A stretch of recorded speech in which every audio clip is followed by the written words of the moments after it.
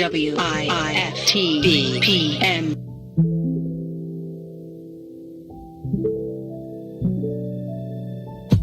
AM 1570 WBGX Harvey, Chicago.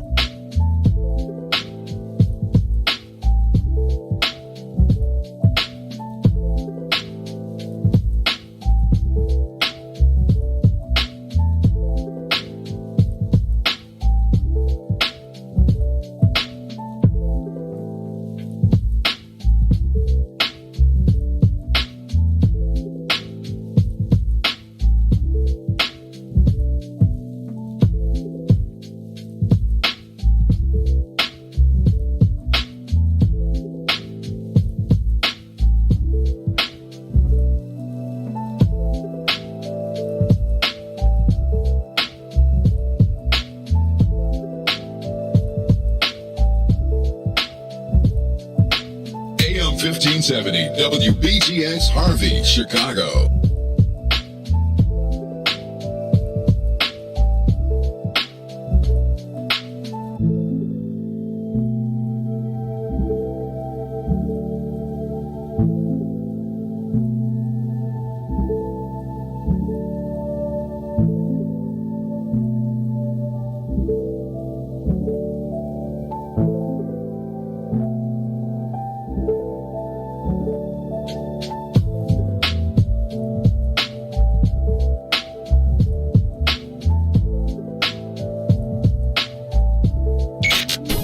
WIFTV PM.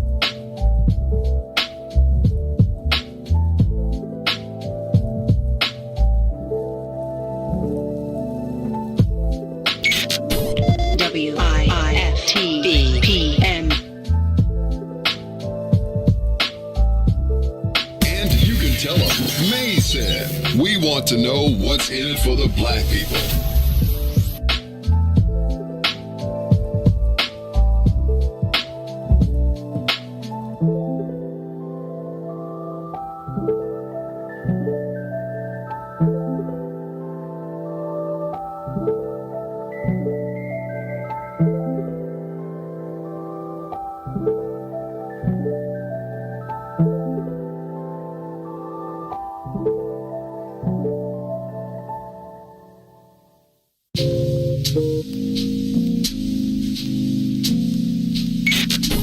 WIFTV PM.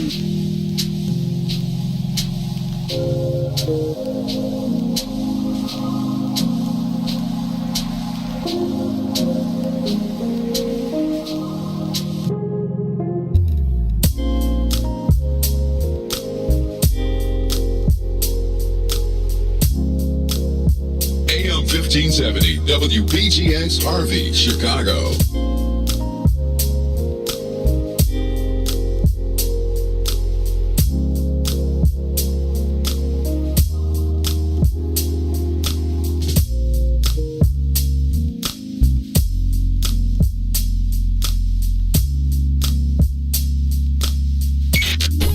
WIFTV PM.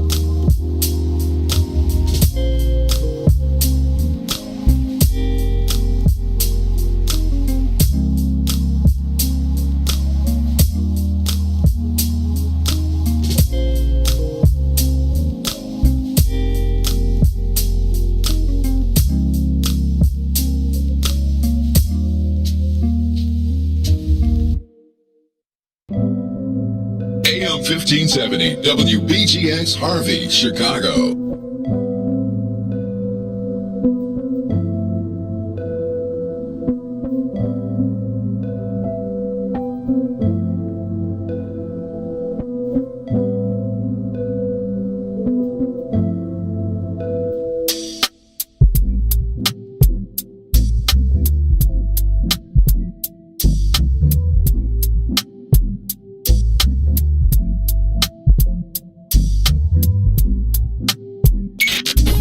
WIIFTV PM.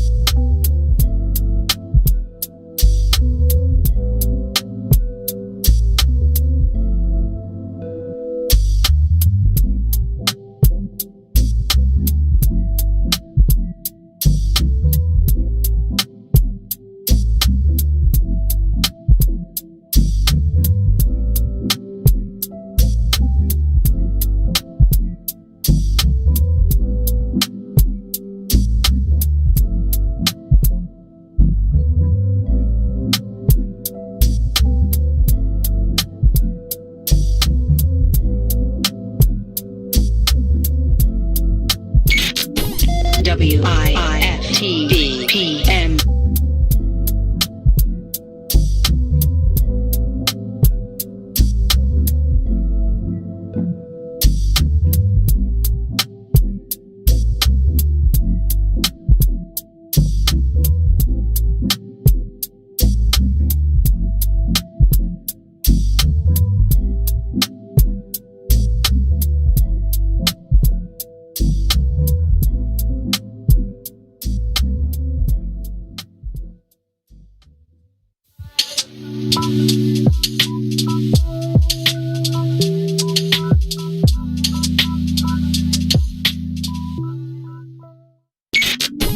WIIFTV PM. Chicago Legal Network is the collaboration of attorneys that concentrate in many areas of the law most needed in Chicago neighborhoods. The CLN lawyers focus on personal injury, criminal defense, and other issues. The CLN lawyers all average over 20 years of legal experience and are dedicated to helping the Chicago community. The Chicago Legal Network is committed to developing black lawyers through mentorship and co-representation. So if you were injured in a car accident, slip and fall, or injured on the job, or you need assistance with criminal defense, including driving violations and DUI, check out ChicagoLegalNetwork.com for more information or call 773-912-3545. 773-912-3545. You are listening to the most dangerous show in the morning. This is What's in It for the Black People Radio. Maze Jackson, the most vociferous advocate for black people in the world.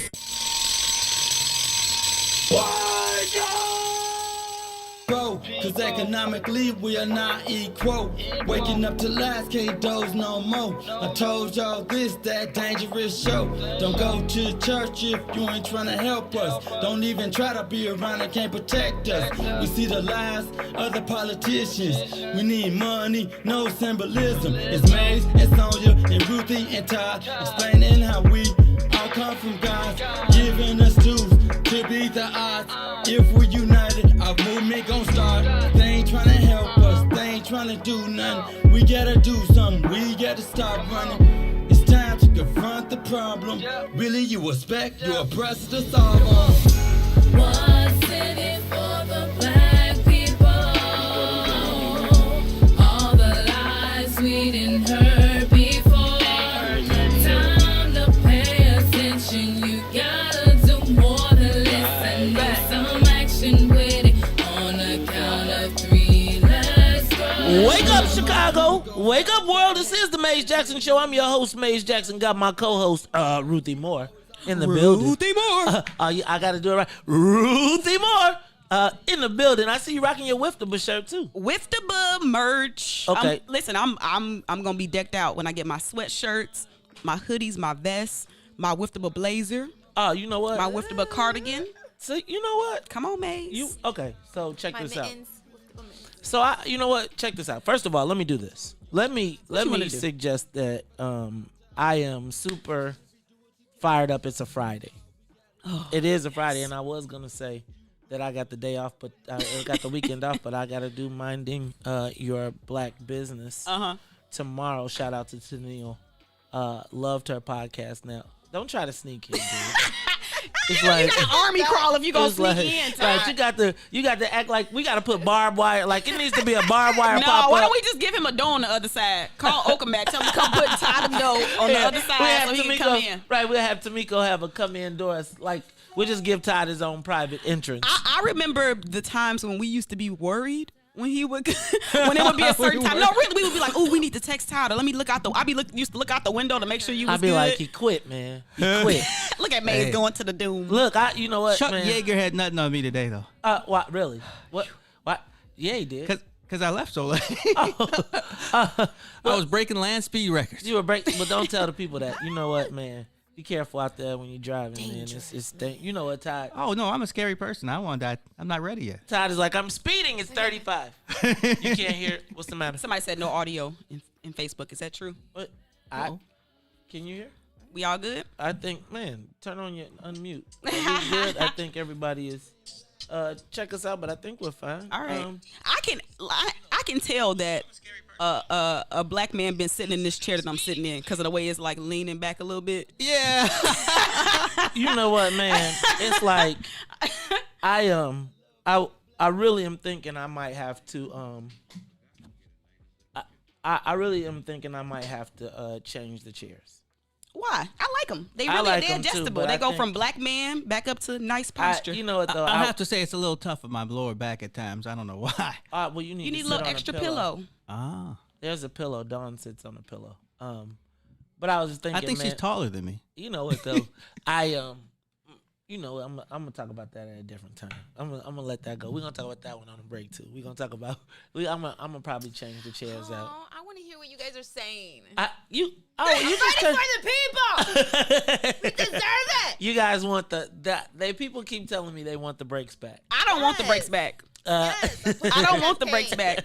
No, this is already unconventional radio. Like, can I say shout out to Angela Williams who just gave us $25 via Cash App. Thank you, Angela. Shout out to Kenny Cool for 50 stars, as well as Stephen Hodo. Shout out to Sonia Escobar and Carmen Coburn for the shares as well. Look, this is the Maze Jackson Show. I'm the host, Maze Jackson. Got my co-host Todd, Stroger, Ruthie Moore. Ruthie, if you notice in the box though, look, see, we're gonna start putting y'all in order of what time you get here, right? If you don't know what I'm talking about, you might not be. If you're listening to us on WBGX, make sure you can tune in on 1570 AM. You can also listen to us on the TuneIn app. Don't forget that, as well as watch us on Facebook Live, YouTube Live, and Twitch.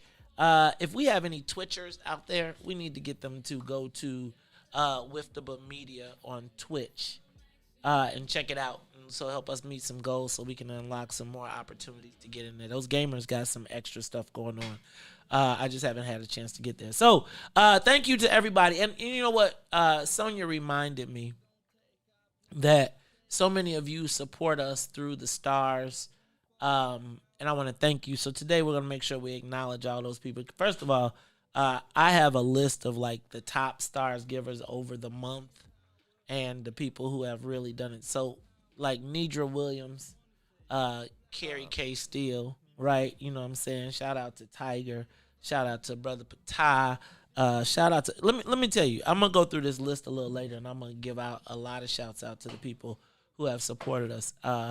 It is amazing to see what you can do with pennies, right? Do you guys realize that we've collected over in stars, right? Just in stars, which a star to us represents 70% of 1 penny. Okay? So 7/10 of a penny, right? We have collected over 1,077,859 pennies. Now, if you could imagine if we could convert that to dollars, we could actually, like if we could get all of those people that gave us those pennies to convert that to actual dollars, we could actually buy the radio station yesterday. Like, honestly. Like, I just, that is the collective understanding of if all of us do a little, then we could do a lot. Many hands make light work. Ding, you so proverbial for a millennial. So we got I'm finna change my generation to something else. It's too late, man. It's too late. They done branded you. All right, so we got Todd, Ruthie, Sonia. How you feeling today? Sonia, it's Friday. You know what? Sonia is like, man, y'all. It's you know what, man? It's just Good Friday. I feel good. It's a lot we're gonna talk about. We're gonna get into it, but I am excited to be here, and I am really motivated. Yeah, like I like my job. You guys ain't bad, you know? Yeah, all right. And then this morning I had my Ice Cube going. You should have seen me. I was in here with the original Ice Cube, right? Like America's Most Wanted. Todd, do you remember when that album was like the? I do. Oh, damn! See, Ruthie, I'm telling you. That America, Ruthie was like, what do you mean projects, yo? I know I could see it. She was thinking like, what? I know Sonia and Ruthie was like, what the? I mean, but remember when Ice Cube talked about the guy lived down the block in the Air Jordan? Man, I tried not to listen to the whole album, but it was so different that, it just caught everybody's attention. I mean, it was like the combination of, it was the combination of, I feel like that was probably the right exact mix, because I feel like there was a space in there for everybody, right? Like if you was somewhere from conscious to capitalist to even, gangster, right? It was just, and I feel like it took like 10 steps to the left of that, or to the left of that got us to kind of where we are now. And I felt like that was the perfect mix almost when I was listening to it. I felt like I could still be in touch with my consciousness and still embrace my... You right, Maze. I was like, it's that kind of day. Okay, I got my gym shoes on. When I first came in, I got mad when I was listening to it. But then Express Yourself came on. Your whole mood changed. His whole mood changed. I'm expressing with my full capabilities. His whole energy changed. In correctional facilities. Because, you know what I'm saying? It was like, we're going to talk about this. We'll talk about it on the break, and then we'll get him a break, and we'll be back. It's the Maze Jackson Show. But we always argue with our brothers, but is others gonna take The Maze Jackson Show will be back after this break. Hey y'all, this is Salim Muwakil from Muwakil's World. In case you missed the last discussion, this is what you missed. There was a time when there was a large-scale mythology that African people had no endurance, and we were only good for sprinting. Right. And that was our forte. Other than that, we were useless in marathon races. Establishing your patrimony on the land. If you bury the dead, that means that this land is forever in your family. Who are our ancestors, really? We are the living ancestors to a whole genealogical line going back hundreds of thousands, millions of years that we carry within us living today. Everyone who preceded us. Mm-hmm. However, that conception took place, whether it was violently, with rape, or whatever the case, but we are them living today. That's why it's important to understand our capacity, man. Our capacity is unlimited. We have unlimited potential. Absolutely. So make sure you tune in Monday, Wednesday, and Friday from 11 to 1 p.m. on What's in It for the Black People Media. WIFTBPM.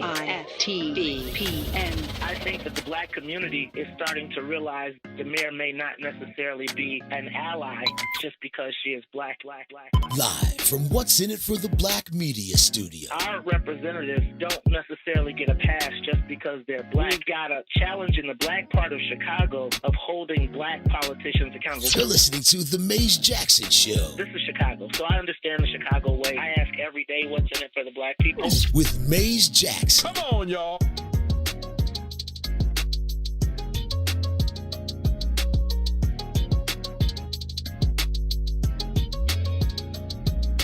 You are listening to the Maze Jackson Show. I am your host, Maze Jackson. Got my co-host, Todd Stroger, Miss Ruthie Moore, and Sonia Escobar. Let's get this soul plane up in the air. 50,000, 60,000, 80,000. I want to fly somewhere real close to the atmospherical. So let's get it right where, it's like, is that a star? Right? Is that the moon? Okay, so we're going to get it up in the air. Thank you to everybody. I'm going to bring it up on Good Friday, too. So you pile them up today because everybody in Good Friday, good Lord. Tell me something good. Tell me something good Friday. Lord have mercy. On Tell Me Something Good Friday, we're going to make sure we give the big star a shout out because, while I see everybody, so here's the thing. It's still hard for me to work the whole trying to raise money thing. It's hard to ask. It's hard to ask, and it's also, I love what I do so much. It's important that it grow. We've built it on the collective. I guess it's almost like our own GoFundMe sort of way of contributing collectively to our thing. So I'm going to figure this out. But I want to thank everybody who has consistently contributed stars, even to all the other shows. Yeah. Yep. Although we know those are often charity pity donations. Please, sir. Please, some But no, some of you all have really, a lot of you all have shown a tremendous amount of love. So we're going to make sure we give y'all some love today. Speaking of getting some love, Eddie Johnson. No, you didn't. Shout out. Okay, so yesterday I tried to help y'all. First of all, do I feel like I was psychic? Because yesterday when we had this conversation, I had no clue any of this was going to happen. Uh-oh, I missed it. What? Yeah. Where you been? Wake up. Todd, where do you? You want to know how I stay abreast of breaking news? How? All of our people in the comments. They're like, did you guys just see? There's a laptop. I was like, thank you. Oh, Lord. I was like, okay. So Eddie Johnson is now being sued by this lady who was apparently found with him on video with him drinking At the restaurant. And Suing him? She's now suing him, claiming that he raped her for 3 years. 3 years? Yes, he forced her to go on trips around the country with him where she felt that she must obligated, or she'd lose her job? Something to that effect. So and stay in the same room or something of that nature? No, she had her own room. So this is gonna be a topic we're gonna talk about because I would be wrong to not talk about it. Ruthie, what do you think? Ooh. Poor Ruthie. Being a woman, I don't know all of the details because I just watched the press conference. Was a press conference? Yeah. Yes. I saw the press conference. So I don't know all the details. But I do know that when you have positions of power over people, then, sometimes you cannot have appropriate relationships because of the power dynamics. So I do understand that. That's what I'll say for now. Okay. So we're going to talk about this. There's only probably 2 people I was in the room with a closed door. And that probably wasn't even smart. That's real. I would say Todd.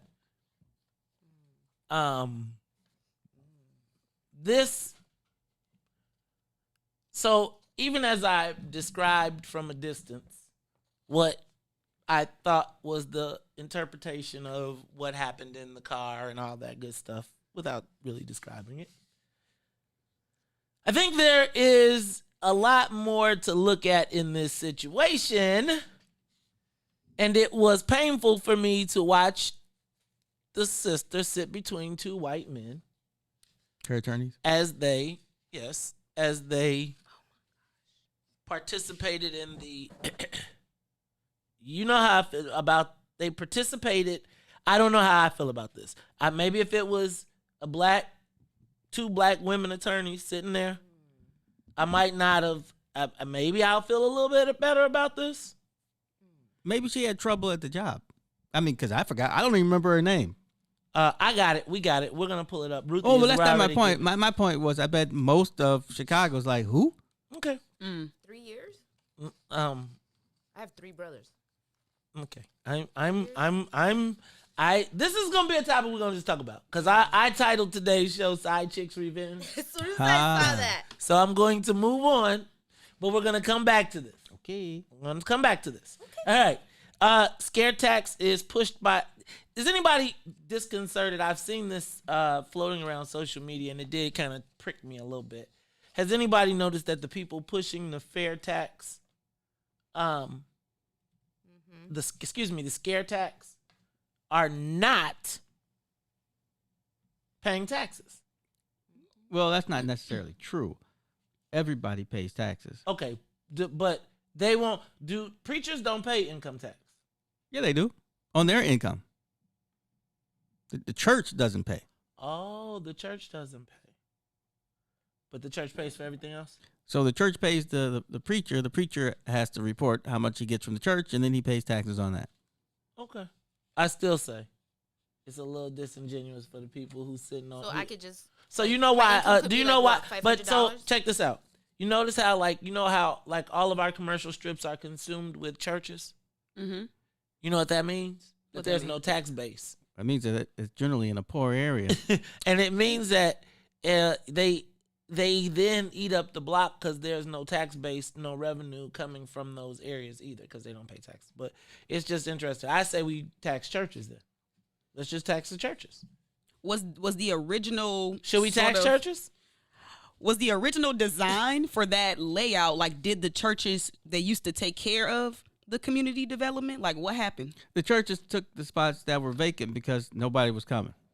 Right. Nobody comes, so you can get you a spot on the corner of Ashland and whatever, which is a high commercial traffic area. Mm-hmm. You can get you a big space for a little bit of money. You mean nobody was coming like the memberships? No, the businesses. Okay, businesses. So the spaces were cheap to buy. Right. Got it. So and churches. So churches consumed it. So now you can't. But there's no money going back. So instead of waiting it out for, say, real estate, I remember when I was in the 18th ward, we banned churches from our commercial strips. We said, well, it wasn't banned, but there was no. I was about to say, is that legal? It wasn't banned, but it was highly discouraged. Mm-hmm. Right? It was like, no, you're not. You can move here, but you're not going to take. Right? And now you see as the development is moving that way, that area is now available for business development. And you saw malls and small things come in those areas. Yeah, no slight on churches, but I've been in some storefront churches where it's, the preacher, his wife, his daughter, and 6 people. And it's a tax shelter in some cases. So I'm going to stop. Ice Cube, we're going to talk about that too. Ice Cube meets with one campaign and black people go crazy. I really can't wait to talk about this too because there's so much to unpack in it. I think that it's going to go towards the social media question of the day, but we'll talk about that when we go to the social media poll of the day. Todd, did you see the second page of the Sun-Times today showed one of our MWRD commissioners who wants to encourage people to eat carp, Asian carp. Is Asian carp, that's the invasive species? Yes, that's the invasives. So would you eat carp? So as an angler, thank you, as a fisherwoman. Yeah, you say angler, we all be like, what? Like, I knew you had an angle. I likely not. Only because of the nature of what carps eat. So, for me, growing up, I'm going to use the word again. I'm going to use it. When I was growing up and I went to Nazarene camp, they called it the ninja fish. Because carp have lips. Ooh. And until I beat the brakes off of somebody, part of the whole joke was they used to joke about me and carp, right? But is there another black person there besides you? Yes. Well, if you have to do that, then there wasn't too many. I'm not sure if I would go for it, and I just think I might still be youthfully burned from it. Mm-hmm. Right? Like the whole concept of eating. And I think it seems cool, but I'm not really.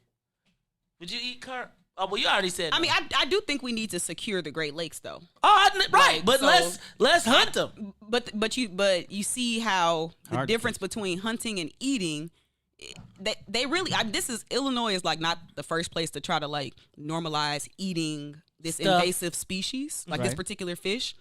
But I just, American, our diets we pretty finicky. So, I think that what they do is they actually was shipping a lot of this stuff internationally. They're trying to bring it here though. I ain't going. Sorry. All right. Final census outreach. I hope y'all got y'all census in because President Trump cut it off. States in the state's attorney's I got race. to go. No. O'Brien outraises Kim Fox 2-1. Careful. I still think we need to be watching that. I think that I don't know how much I agree with this strategy, but obviously I don't. And in speaking of the least protected, did you all see the story of the 7-year-old child who was doing online learning and they witnessed her in the midst of a sex act? They then arrested the gentleman after, I'm not even going to call it gentleman, arrested the man 2 blocks east on 89th Street. Yeah, black person. 2 blocks east on 89th Street. Mm.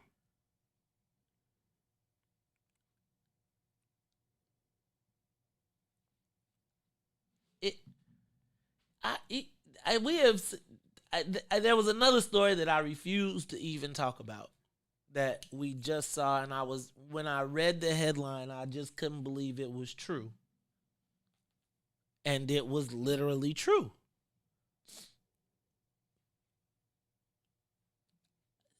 God.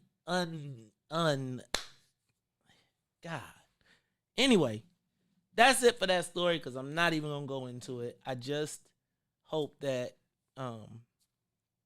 he doesn't get. Let me leave that to the people. It's the Maze Jackson Show. The Maze Jackson Show will be back after this break. Funeral expenses are costly. The Casket Store wants to help you save hundreds of dollars. You do not have to purchase a casket from the funeral home. Call now for a free in-home consultation. Call 773-445-6900. 773-445-6900. Shop at Black-owned and operated Solo Beauty, where you are appreciated and respected. Located at 8158 South Cottage Grove, Solo Beauty can supply all of your black hair care needs. Solo Beauty is open from 11 a.m. to 8 p.m., Tuesday through Saturday. Hi, I'm Dr. Willie Wilson, and I'm running for U.S. Senate for the state of Illinois. I will never give up on inclusion and equality, prison reform, reduced property taxes, and economic opportunity for all. I want to get to know your neighborhood and the problems that you face every day. And I want to serve every man, woman, and child in the state of Illinois. A vote for me is a vote for you. Paid for by Willie Wilson for Senate 2020. Back to the Maze Jackson Show.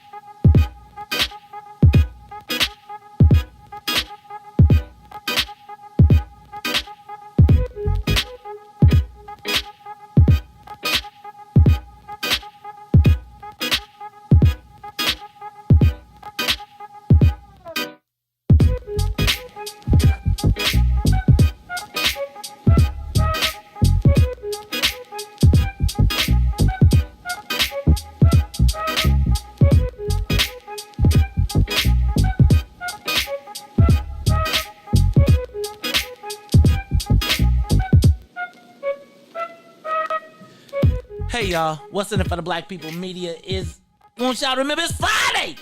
And on Fridays, y'all know what we do, right? You know what we do on Fridays? What we do? We go to the beverage shop, friends. That's right, the Kimbark beverage We shop. drinking and we eat. We eating and drinking. And you know you're going to look for the red, black, and green flags because you know Kimbark liquors, Kimbark beverage shop. Yeah, it ain't no liquor store. Ain't no liquor store. They have fine procured spirits. That's right. They got flags Handpicked. all They over. got, and the flags. But I'm telling y'all, what I love is when I go there late and I go to the red, black, and green shelves, flags, and they all gone. Because the Wiftable, what's in it for the black people's family, supports our own joints. Yes. So they got all the Thunderbird, the Mogan David, the Ripple. Ooh, man. Todd, did you ever drink Mad Dog?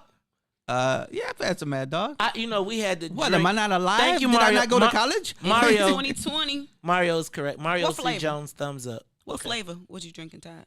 Purple. Of course. The grape. We had to drink, that was part of, when I pledged, you had to drink Mad Dog. I can't even smell it now. A brick.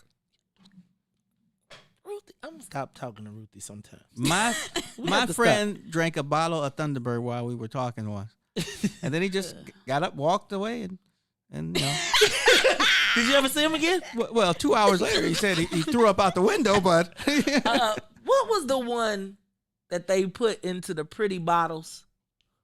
And it was, God, it was another one, but it was like seven. It almost like it would look like a wine cooler. Yes, I know what you're talking about. And Can't you remember what that drank is, it. Somebody in the den remind me of that drink. Remember? Gold? Huh? No. And you would drink it, and it used to be like a Mogan Day. It used to be like Mad Dog and all of that, but they changed the bottle and it looked like a cooler. And you would drink it, and it was like Cisco. You remember Cisco? Luckily, I missed that. Alvin. Look, y'all remember? Do you remember Cisco? Yes. If you drank one little bottle like of Cisco, thick. because it was like drinking. You needed some ice with that. Not only did you eat ice, Cisco. I'll never forget the first time I drank a bottle of Cisco as I was at these girls' house, and they had a six. They had a 3-pack, and it was like it was on sale because they was trying to get people to try it. Right. We in college, shoot, You try everything. $2.99, you getting it. Cisco, I drank one bottle. I was sitting on the couch. 7 hours later, Yeah. I woke up and just climbed out I literally climbed out the window. It was crazy. Mm-hmm. It was crazy. Oh, Jesus. Okay, Fridays. Hey, has collaboration amongst black people been lost? Do we even know how to collaborate on large scale? Social media question of the day. Ooh. See, like that was just a hard right Yeah. pivot. I just took it out of from Cisco. Now that you're sober. Yeah, right. That's why we got sober. That's why we never mind. Just to try to deal with the lows, Right. But check it out. I'm just saying. So check this out. Do black people even know how to collaborate? Like, honestly. Like, I was thinking about on a large scale. So this Ice Cube thing, and we're gonna talk about it we're gonna talk about Ice Cube specifically later. But I was thinking about the way this Ice Cube thing has played out. In my mind, Ice Cube, he's entertainer, rapper, innovator, businessman, entrepreneur, media mogul, owner of his own sports league, regardless of how you want to break it apart. He's calling it over the big three. Mm-hmm. Right? He has given a platform to old players who we all still probably have some love or admiration for. Right. figured out ways to make. I'm not gonna even say that his collaboration, because I think Big 3 came on Fox, right? It may have even fostered the opportunity to open the door. But I would say that if you were to look at Ice Cube, you would say that he is a positive person in our community. Yes? He's become Robert Young. You know, he plays those kind of dad My figures. 3 Dads. No, that's My 3 Sons. My 3 Sons. But that would be My 3 Dads. Oh God. That would be today's version. That would be Fred McMurray. But that was I forgot the name of the show now. But Fred McMurray would be good enough. Yeah, he's become the father figure. So it gets me to thinking, and let's move away from Ice Cube, but let's say that there was yesterday I played a clip of Andrew Young. I posted a clip of Andrew Young. It's a 10-minute clip, so we're not going to go into it, but he said that there was a time when Dr. King sent him into Montgomery, Alabama, to negotiate with racists. Mm-hmm. Like, where he was like multiple times a day in the meetings, they would be like, he would be called the ninja, and they was the racist of the racist, but eventually they had to negotiate to break down the segregation because there was pressure being placed on them through the boycotts, etc. And so while they were racist, they were being forced to talk. And over a 90-day period, right now, I know we don't have 90 days, but over 90 days, there was a combination of things that were happening that forced a negotiation. And I don't know if we even understand that. So here's my thing.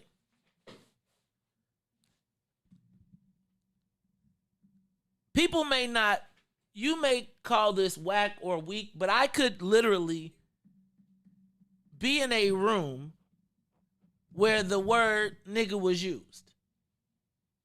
If there's money or power on the table by somebody white. Now, I wouldn't let them get away with it. I'd be like, hey, Joe, I don't know what you're thinking this is, but you're going to respect me in this space. Y'all do what y'all do when I leave. But while I'm in this space, and I may use the word, but you better not say it. Don't even think. I may use it, but you don't get to say it. I literally have done this. Because I recognize my role in the greater good of creating the opportunity. Right? And because the opportunity is often in the hands of open racists or less open racists, it's often in the hands of racists, whether it is the racism of I'm not giving this ninja nothing, or the racism of a white person who is just who refuses to believe that I could be as smart as them. Mm-hmm. Now, that to me is what is happening for black people. Why we feel like we must castigate that brother instead of goading our white allies to respond to the question now and stop creating the gap, we have been trained to attack Cube. Now, and to attack anybody who says that we have allowed them to put a sense of urgency on their future. Their survival is now they voted for Trump. We didn't. I watched him yesterday on Tone. I don't watch the Tone. I watched the Tone interview yesterday with the guy from Ados. And I watched Cube on a couple of other things. I also watched him on with Doma T. Do y'all understand espionage? Do y'all understand the concept of the spook that sat beside the door? Right? Like somebody has to be able to go across the enemy lines even to negotiate a surrender. Somebody has to talk. Now, I grew up in a space where remember I told you I went to a Cubs game and I had to freaking sit there because I'm 12 years old. I can't pick up my car and drive myself home. And so I got to sit there while white people say, it's okay, don't you mind them. Now, that has steeled me for the future to be able to walk into a room full of racists, of people who I know are racist, and remain focused on the fact that I am trying to extract for my people. Now, I then know, and here's the part. He didn't go in secret. He didn't sneak in. He said, hey, y'all, I'm going. I'm going to tell you, I'm going to report out. This is what I'm doing. It wasn't a backroom deal. He was straight up with the people. Now, we are so well trained that we will ignore his entire history because somebody white listened to him. We got tricked by everybody. So start making the white people trick us. Make all the white people trick us if that's the way it's going to be. But I don't think that we know how to collaborate and say, okay, that's Cube, that's our guy. White folks know that they can cut. That's what white folks know. They can count on turning Negroes against Negroes. They give them the right. They give them the right and red meat.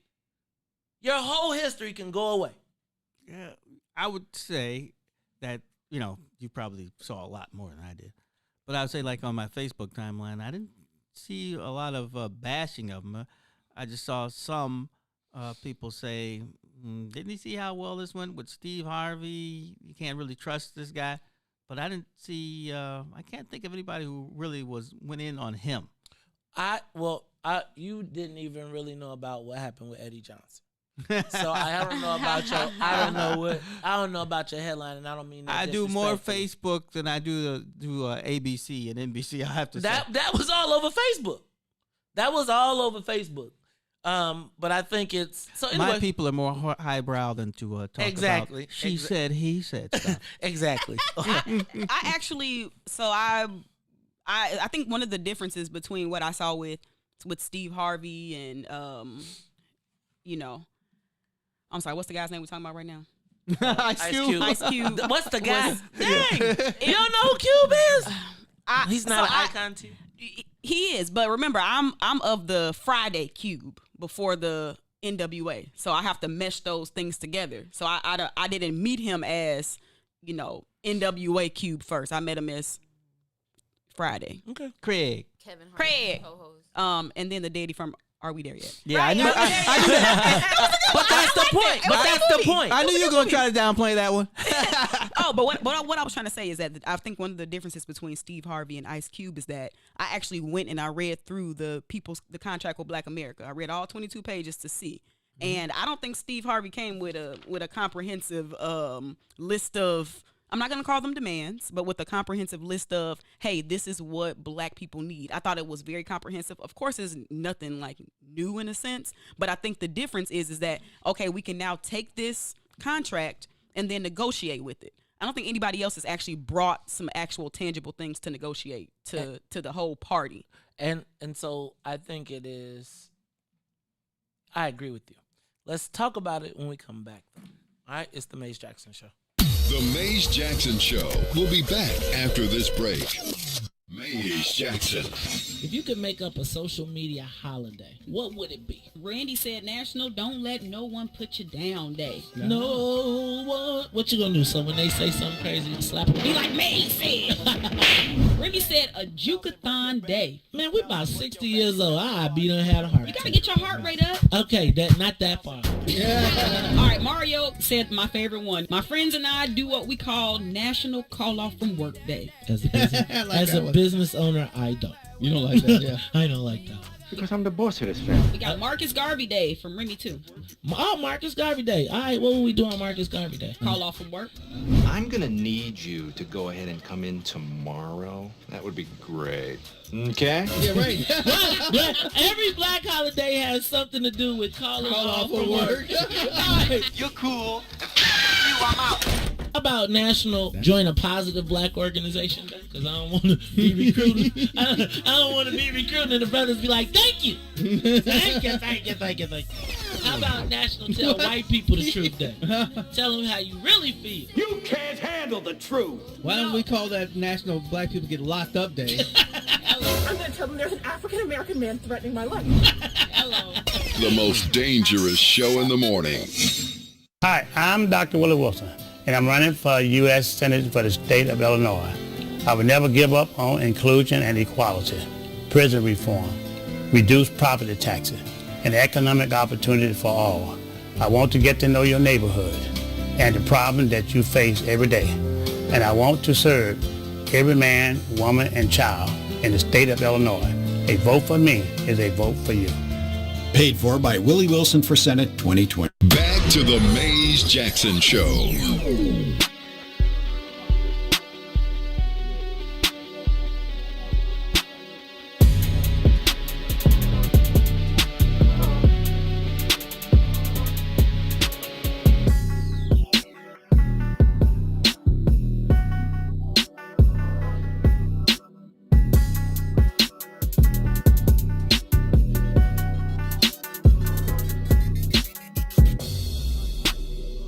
This is the Maze Jackson Show. I'm your host, Maze Jackson. Got my co-host, Todd Stroger.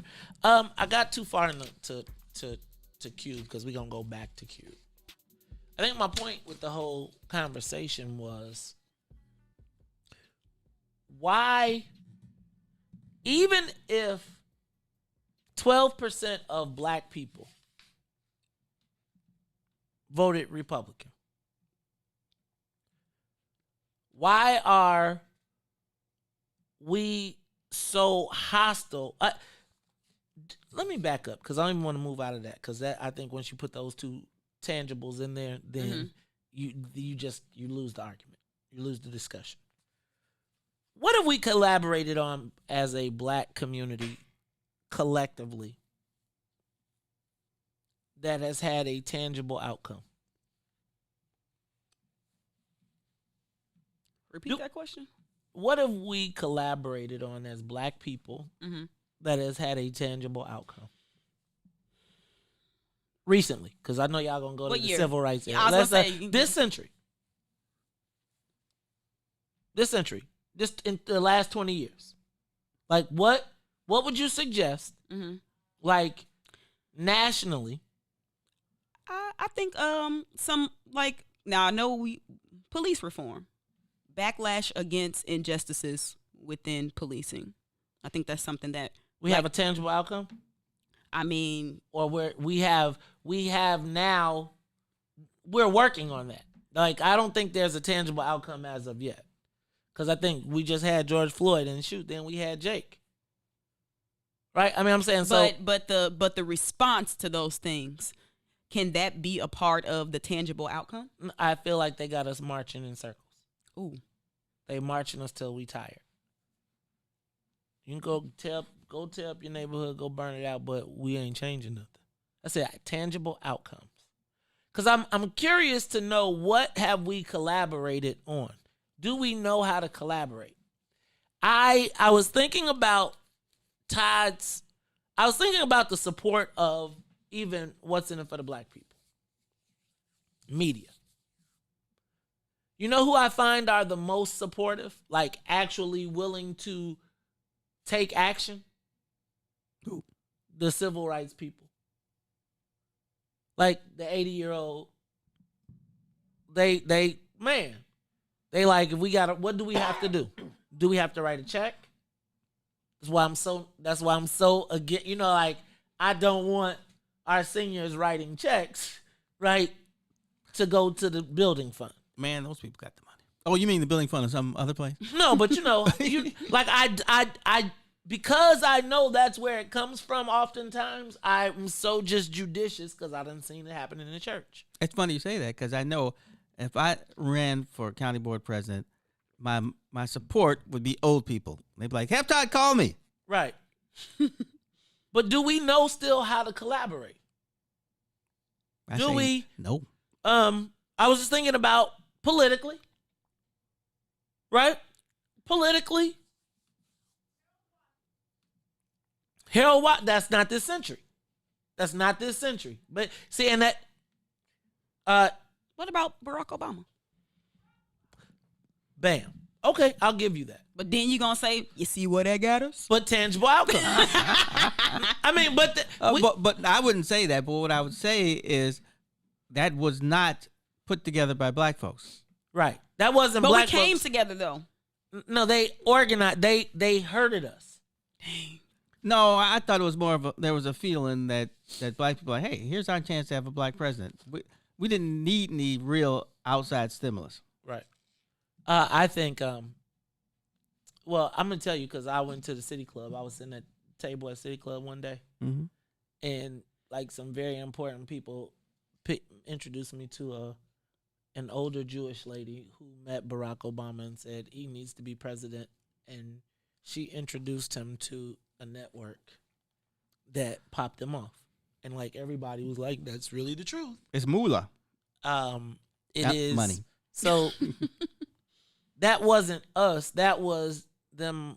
That was almost like the $6 million man being put together and then presented, and then after he made it through, like we knew he had to be white approved first before they would ever let him be president. We didn't say, "Here's our candidate." They said, "Here's your candidate." You know what's crazy? You know, there was a black woman who actually told Barack Obama he was going to be president, had him sign, I think, illegally like a dollar bill or some type of money. So I think actually that black lady said it before that Jewish white lady. Right, but remember the black lady had him sign the money. I know. Had the white I just people wanted to sign put the it out check. there though that we also have those types of eyes too, but we just don't have the ability to exactly. So because there's shout out to that nobody black lady. because there's nobody black who you can go to who can put you on. There's nobody black you can go to. Yeah, really. But at that point, he would. Let's not take it away from the sister. I'm gonna give. He it to wouldn't her. have gotten. He wouldn't have gotten there without President Jones, though. Okay. You see how he did President Jones. I told you I was in the line one time, and President Jones was behind me, and I was like, y'all can't have me in the VIP, and President Jones is standing behind the barrier. I was like, that's ridiculous at a Barack Obama event, and he mentioned him while he was behind the gate. That was crazy. All right, but we got individual versus collective. I think that was put on full display with an earlier conversation that will remain buried this week. Rich versus poor, or the over $120,000 a year Negroes versus the under $120,000 a year Negroes. Because we've agreed. Do we establish that if you make $120,000 a year, you are in the top 1% of black people? Would you say that? No. Ruthie, you the sociologist. 150. I ain't never made that much. $150,000 a year. I'm gonna say yeah, because I don't know. I don't know very many black people that make that much. 150,000. Are we talking about a household or a person, an individual? Just an individual. But if you make $150,000 a year, you are top 1% in black people. Yeah, top 1%. Now there is a difference between the thousandaires and the millionaires, but the millionaires are in the top 1%. Right. Right. So, I mean, I think that's crazy though. Because again, I know white kids that be like 150. 150. I was talking to this one white lady and she was like, my son couldn't get a job only making $185,000 a year. What will he do? Right. I was like, live like a king. Yeah, exactly. Yeah. He can get his own condo apartment or something. You don't need no roommates or nothing. Right. Look at that. The disparity is real. Good God, y'all. It's so crazy. Good God, y'all. All right, so do you think we know how to collaborate anymore?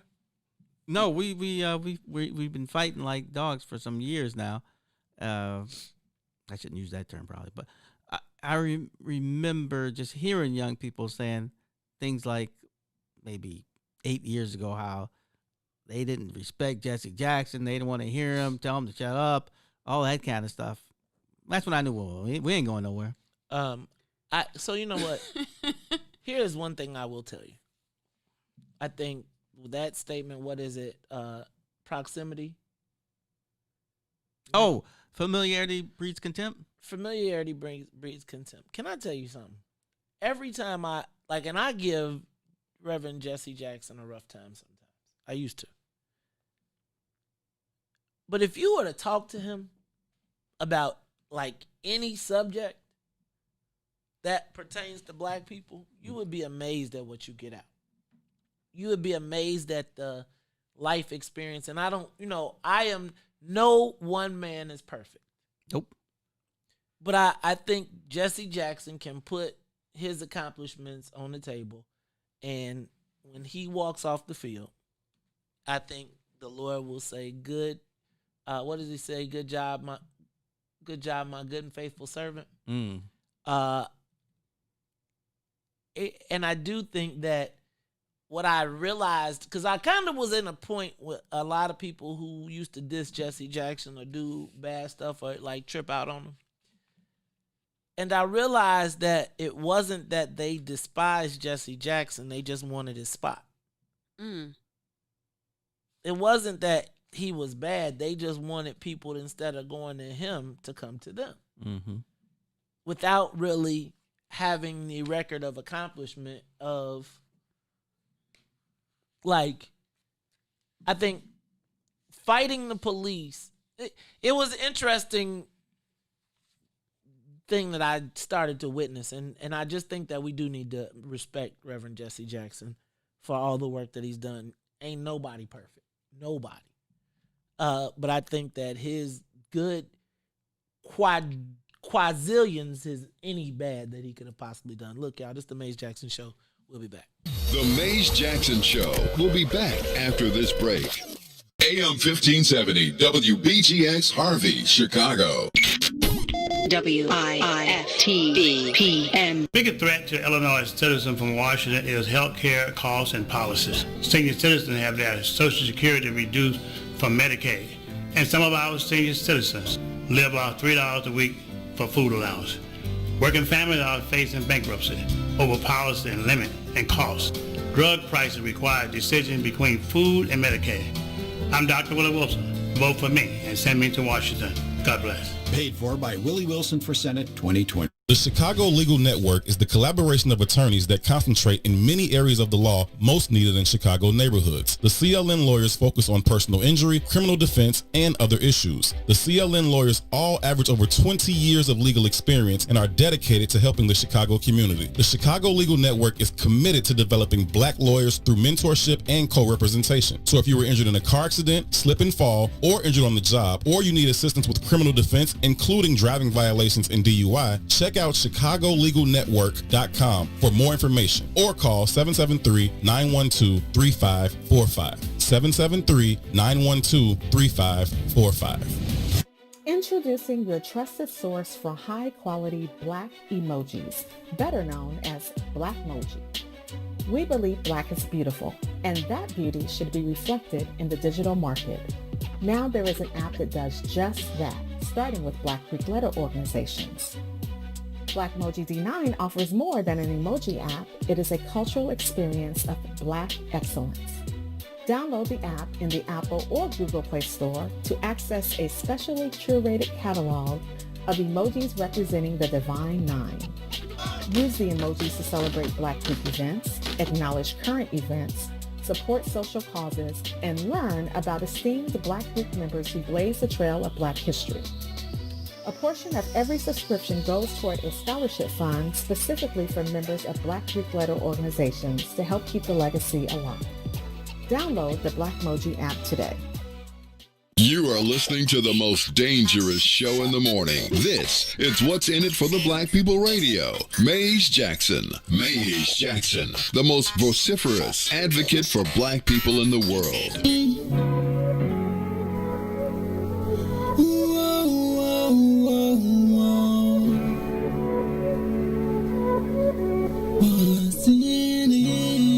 What's in it for the black people? Cause economically we are not equal. Waking up to last, can't doze no more. I told y'all this, that dangerous show.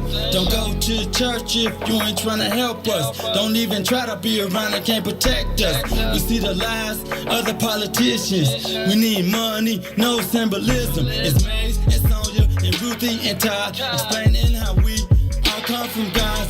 Giving beat the odds. If we united, our movement gon' start. They ain't tryna help us, they ain't tryna do nothing. We gotta do something, we gotta stop running. It's time to confront the problem. Really, you expect your oppressor to solve us. What's in it for the black people? All the lies we didn't heard before. Time to pay attention, you gotta do more than listen. Some action with it on the count of 3. Let's go. You are listening to the Maze Jackson Show. I am your host, Maze Jackson. Got my co-host Todd Stroger, Todd Stroger, Miss Ruthie Moore, and Sonia Escobar. Hey, are you listening to us on WBGX 1570 AM? Give us a call, 872-259-7474, 872-259-7474. I want to hear from you today. We're going to get into this Eddie Johnson story in a hot second. Now, if you're watching us on Facebook Live, you can check us out on YouTube, or you can also check us on the TuneIn app. 872-259-7474.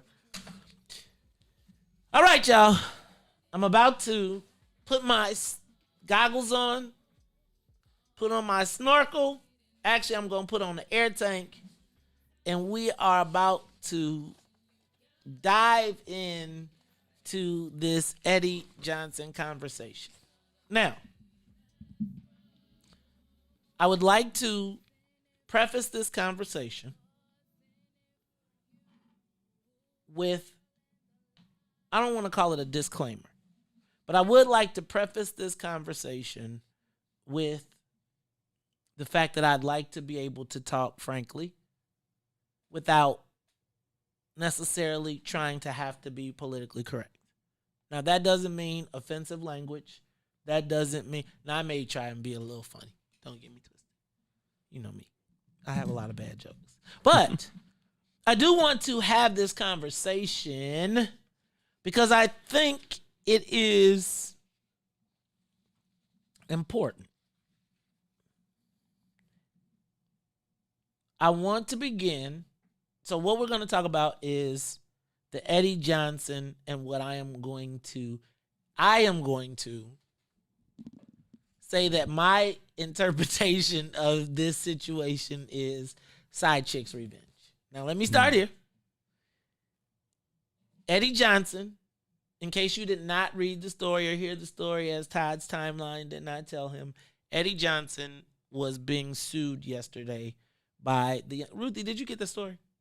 Could you look up the story? What's the girl's name, the lady's name? Cynthia Donald. Cynthia Donald is suing Eddie Johnson personally, claiming that what does it say what the exact claims are? Does it say exactly what they're claiming? When I heard it on the radio, it was rape.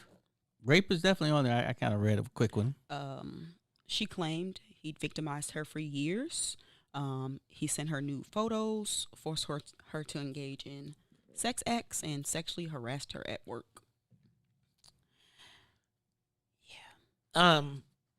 So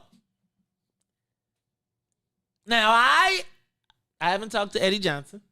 I've not. I'm gonna be straight up. I'm also gonna be full disclaimer. He is a fraternity brother of mine. But I am going to suggest that as I read the story,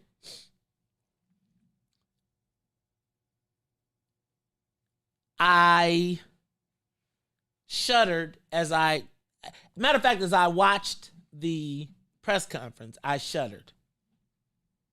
Because here I saw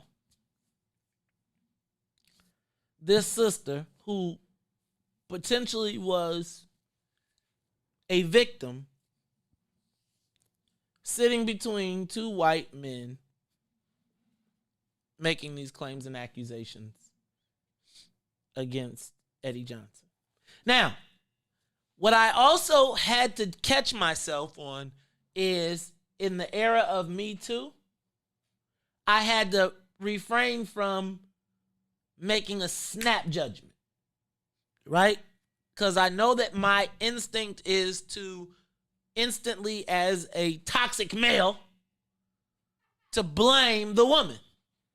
So I checked myself. Took a deep breath. I read a variety of accounts of the story. And then I thought back to the conversation we had the other day. Right? And it was my presumption, because Miss Cynthia Donald is also the woman who was out with Eddie Johnson drinking the night that he met his demise, his job demise. And I kind of relayed what my interpretation of what happened was. Now, the story says that at some points during he sent new photos. He switches. That is like a thing now, right? Like that's really a thing. Like that's really a thing. Like people be like, send me a thing, right? Is that like I've been like what made me? This is why I'm traumatized by that show on HBO. When the little girl was they was like practicing sending selfies and nudies and all that stuff. It's like it's too much for me. It's too much. But remember I came up in the 90s, so it was always like Jay said, you didn't even want to be on camera. Now everything is on camera. Now, if you are the chief of police, bro, you cannot shop your goods. Because it never ends well. It never ends well. Whether the phone gets hacked, whether they get mad, it never ends well. But I thought back to myself and I said, okay, self, but I know that my masculinity probably is again pushing me towards not believing the woman in this case. Then as I continued to read the story and in graphic detail as they gave. It's really graphic. You should look it up, Todd. I saw the small Tribune. It was like two paragraphs. Apparently, it's really graphic. But apparently, the graphic part is when they got caught and the police officer? No, the graphic part is what he did over 3 years. Which apparently he forced oral sex upon her for 3 years. Now like she was forced to travel with him. And then sent her lewd messages. Now, I'm going to be honest, watching and reading this story, I thought instantly Sidechick, who had been suspended, who is now facing termination, and now has the two white guys who say, here's how we can make this work.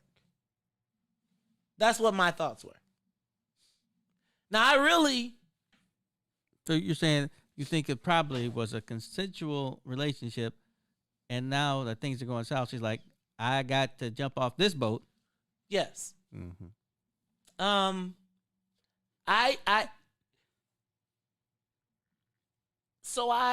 That's how I interpreted the situation. Now, I want to hear from women.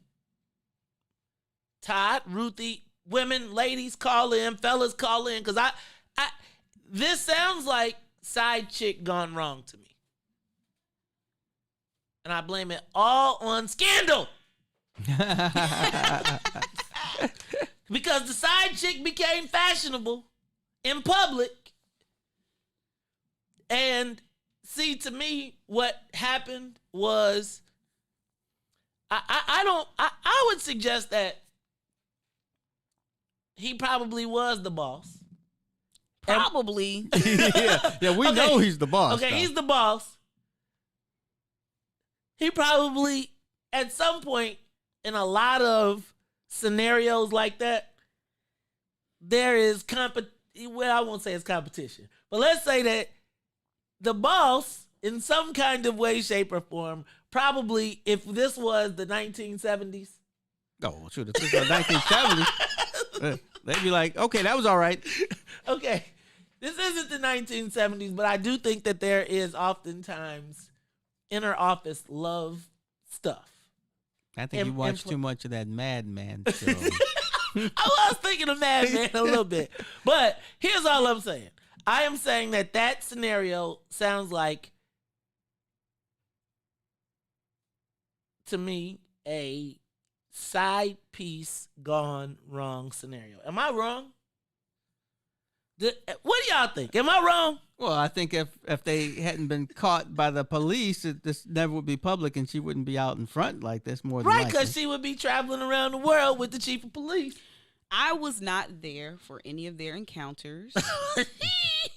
Go ahead, Ruthie. But just reading through some of the things in the lawsuit, how could she say no if she wanted to advance her career? How do you really tell the boss no? Oh, he can't win, no. If you tell the boss no, then you're not about to get promoted, or you're going to have to blow the lid off the whole thing. And so I don't know the story, but just reading through the things that it says, now you belong to me. The lawsuit. I belong to you. So you belong to me. Whereas you see whereas it could be read as a consensual relationship gone wrong. It also Todd joked about this earlier. It can never be looked that way. You used the word I probably slave. wasn't really joking. Todd, you used the word slave. Yeah. And so just reading this, I could see how it could be also read that she was like his sex slave. Yes, I'm not a lawyer, even though I try to play one every once in a while. But I believe in the law. It can never be consensual because he's her boss. I'm reading it. Superintendent Johnson used his position of power and authority over plaintiff to pressure her into engaging in these sexual acts by conditioning her employment and advancements within the Chicago Police Department upon her submission to unwanted and unwelcome sexual activity, promising her promotions and berating her whenever she summoned the courage to resist his advances, the lawsuit alleges. And not only was he just her boss, but once he made her his personal driver and started taking her other places, I think it jumps to a whole different level in the law. The lawsuit alleges that he did that it's not intentionally. alleged. We know they went places. I wasn't there, Todd, so. No. I mean, it would be like in the books. It would have to be in the books if she went as his aide de camp. He loses. Let me just say, he can't win. No, he can't win. You can't win. However,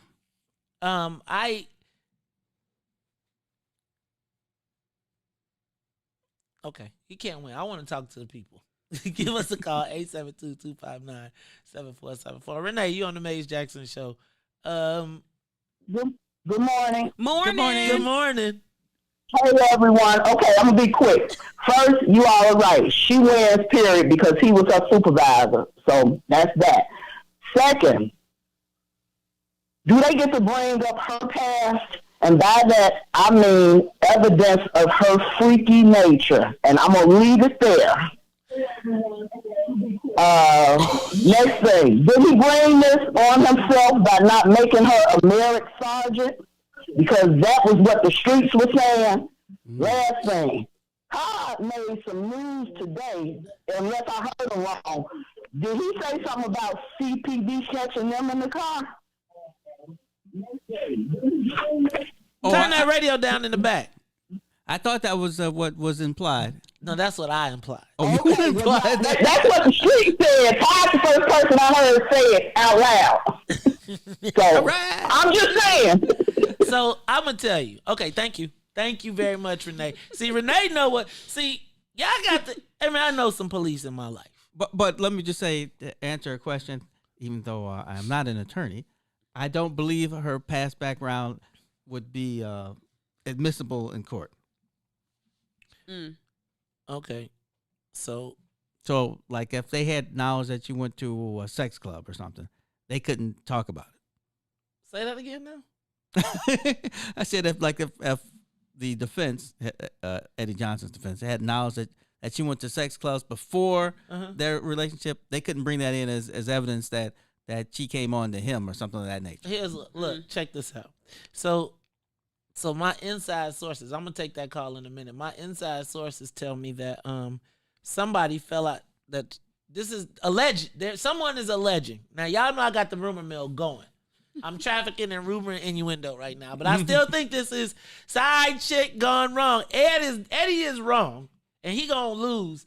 But I think I think she knows. First of all, dude, you can never win. And if you send a picture, it's over. Like, it's over.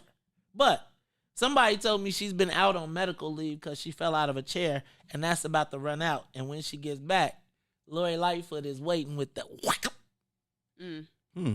So she got to get some of that. And, you know, they trying to jam that pension up.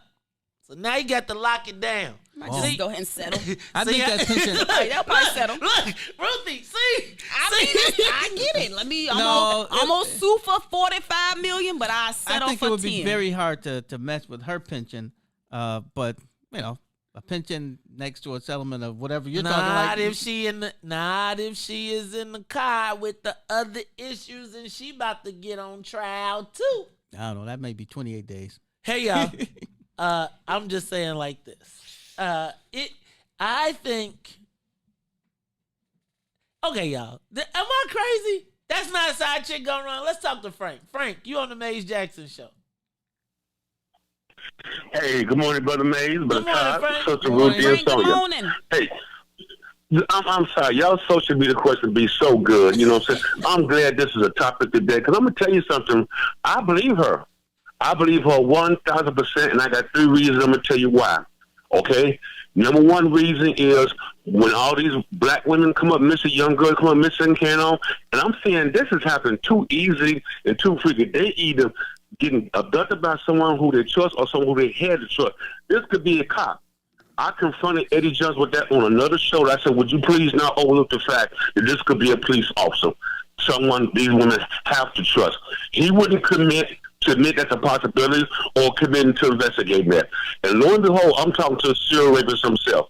On another show, he wouldn't even admit to the fact that this could be a serial rapist loose in Chicago. When all the psychologists that have been interviewed said this has all the signs there is a serial rapist loose in Chicago. But he wouldn't, you know what I'm saying? He didn't accept that. It turned to be true. Third and lastly, all these cops that committed suicide, and quite a few were women, I'm going to tell you something, man. I don't believe all these were suicides. I believe these are cops killing cops. Okay. Who can stage a scene where it looked like suicide better than a police officer? Cops killing cops who wouldn't come over the program, who discovered they probably was a bad seed, and they got to eliminate them. This is why I believe her 100%. That is a very powerful organization. Just by him being a police officer alone, the chief of police, you know what I'm saying? Okay, Frank. Under threat. Thank you, Frank. Okay. Appreciate you. Appreciate that call. I'd like to say that I didn't think that 20 years of watching Law & Order would come in handy, but look at it. I think this is unfortunate because I really do feel like this is side chick gone wrong. Let's go to James. James, you're on the Maze Jackson show. Good morning. James, we hear you. Hey, what's going on? Can you hear me? What's up, Big Slim? Hey, brother, what's going on, man? Hey, man. I know I inboxed you yesterday. We good. We good. Okay. Well, let's move on. What I think, I really think this is something more on the disgruntled side, a relationship going bad, or saving face. I don't think there was no forcefulness going on in this relationship. I think mess just went south, and she's trying to save face. So that's obvious. This relationship been going on too long. I'm just saying, when you read the story. Also, I want to say, before y'all forget, man, this is the anniversary of the Million Man March, man, and I just think that's something we need to keep in the forefront, because if we allow them to dictate what's important to us, it would be forgotten in a minute. So, you know, I was able to experience that. I mean, it was the greatest experience of my life. And like I said, if there's a such thing as a heaven, I witnessed it on that day. So Man, Big up James, to that's straight up. Shout out to Million Man March and everybody who got to go to the Million Man March. So I came back from my honeymoon. Mhm. I'm walking through the airport. Guess who I run into? Who? Donovan Pepper. He Yeah, just he's- come back from the Million Man March. Oh, Donovan Pepper went to the Million Man March? Yes. Really? I didn't even know Donovan liked black people. I'm just Aw. I'm just playing. I'm just playing. No, I'm just playing, Donovan. I'm just playing. Donovan is one of the nicest guys ever. Yeah. He is actually one of the nicest guys ever. This to me is side chick gone wrong. An entanglement. You know, I don't really like the social media question of the day because I put the responsibility back on to Eddie Johnson. So This ain't the social media question of the day. No, I'm talking about just the whole topic. I think that the conversation should not be about the side chick gone wrong. It should be about when black people get positions of power, how do you stay scandal free? That's that you Obama. So I'm gonna just say this. You wait till it goes to court. This will not be a side chick issue. This will be you in trouble, brother. No, I mean, or maybe the city's in trouble. I mean, can we I'm not talk certain about how the it works. responsibility of black men? Like, can we talk about that? Like, all of Eddie literally broke every rule that you could break, like egregiously. Like, I don't have a problem with people having their sexual, whatever you want to do. Like, you can have whatever type of relationships that you want. But when you get to a certain position of power, as a black person, you got to do better. Then that's when he got it. Now see, I'm gonna tell y'all, I have a great joke. I have a really great joke here, but I'm really not. Oh man, gonna there's been use some it. jokes running across the street. I was I gonna tried say, not to laugh. I was gonna say, you gotta. I'm not gonna even do it. So I'll be kicked off the radio. The sisters will be like, but I will tell my joke when we get off the break. Go to Mike Brown. Mike Brown. Trigger. Mike, what's up, man? Talk to me, dog. What's going on? Break it down. All right, so what's going on? First of all, this is definitely side chick gone wrong. I got a specific date and time, and in fact, I got a couple of specific dates and times where I seen both of them. I got the receipts, and she was cheesing. Don't get me to talking because I'm a great character witness on the stand. This is not about a position of power. This is about a position of her body. That's exactly what she did. She was involved in the situation with him, and now that it's gone south and she's getting the same type of flack that you would get if you snitched against corrupt cops, now she wants to try to save her ass. And I was told I need to mind my business. Fuck that. I'm sorry. Christian station. I'm sorry. Screw that. But that it's time. Yes, there are bona fide cases where there are people who are taken advantage of. This is not one such case. And if I produce those doggone receipts, I guarantee you that case is going to sit here and fall. Yes, that this is bull. This is absolute bull. Eddie did what he did, and he was a grown man when he did it, and so did she. And that is what needs to be recognized by both parties. Neither one of them can win in this. You know what, Mike? They may not win the court of popular opinion, but somebody's going to win, and it won't be him because he, as Ruthie stated earlier, his power over her position was just too great. I get what you're saying, Todd. You're looking at it from a civil law standpoint. Of course, it's all about money. But at the end of the day, that's what it's about, money. And it's about the preponderance of the evidence. You know that, okay? Bottom line is this. This is a side chick situation gone wrong. You mean to tell me in all this doggone technology, her phone don't work? You mean to tell me she couldn't record a conversation, text it to somebody, record a video, text it to somebody? How about not take a shower? How about just not take a shower when you know you on the trip? You know what? If you read the story, let me just say this. Okay. Thank you, Mike. Thank you. Thank you. Okay. Thank you. That's Mike Brown from Trigger. I'm just going to say this. I'm just going to tell you. If Todd, you got to read the story in detail. Let me throw in that that the judge said in a civil case, the court may admit evidence offered to prove a victim's sexual behavior or sexual predisposition if its probable value substantially outweighs the danger of harm to any victim and of unfair prejudice to any party. What that mean? That's what I was. I want to hear from the ladies. Ruthie, first of all, I think. I told you my perspective. No, I think Ruthie is very succinct. She's very clear. So this is the challenge. And I'm not even saying it's a challenge because I think you're right. I think that you are 100% right. I think that is not always, human nature is not always about that right. And in that moment, there are times when people decide to create a relationship outside of the rules, knowing and acknowledging the positions in that, right? Now, I have seen in cases, in positions of power, there have been times when I have witnessed women who are under the authority of men who court the favor of the advantage that comes with that, right? Because it sometimes equals less work. Sometimes it does equal going to London. Sometimes it does equal all of these other perks.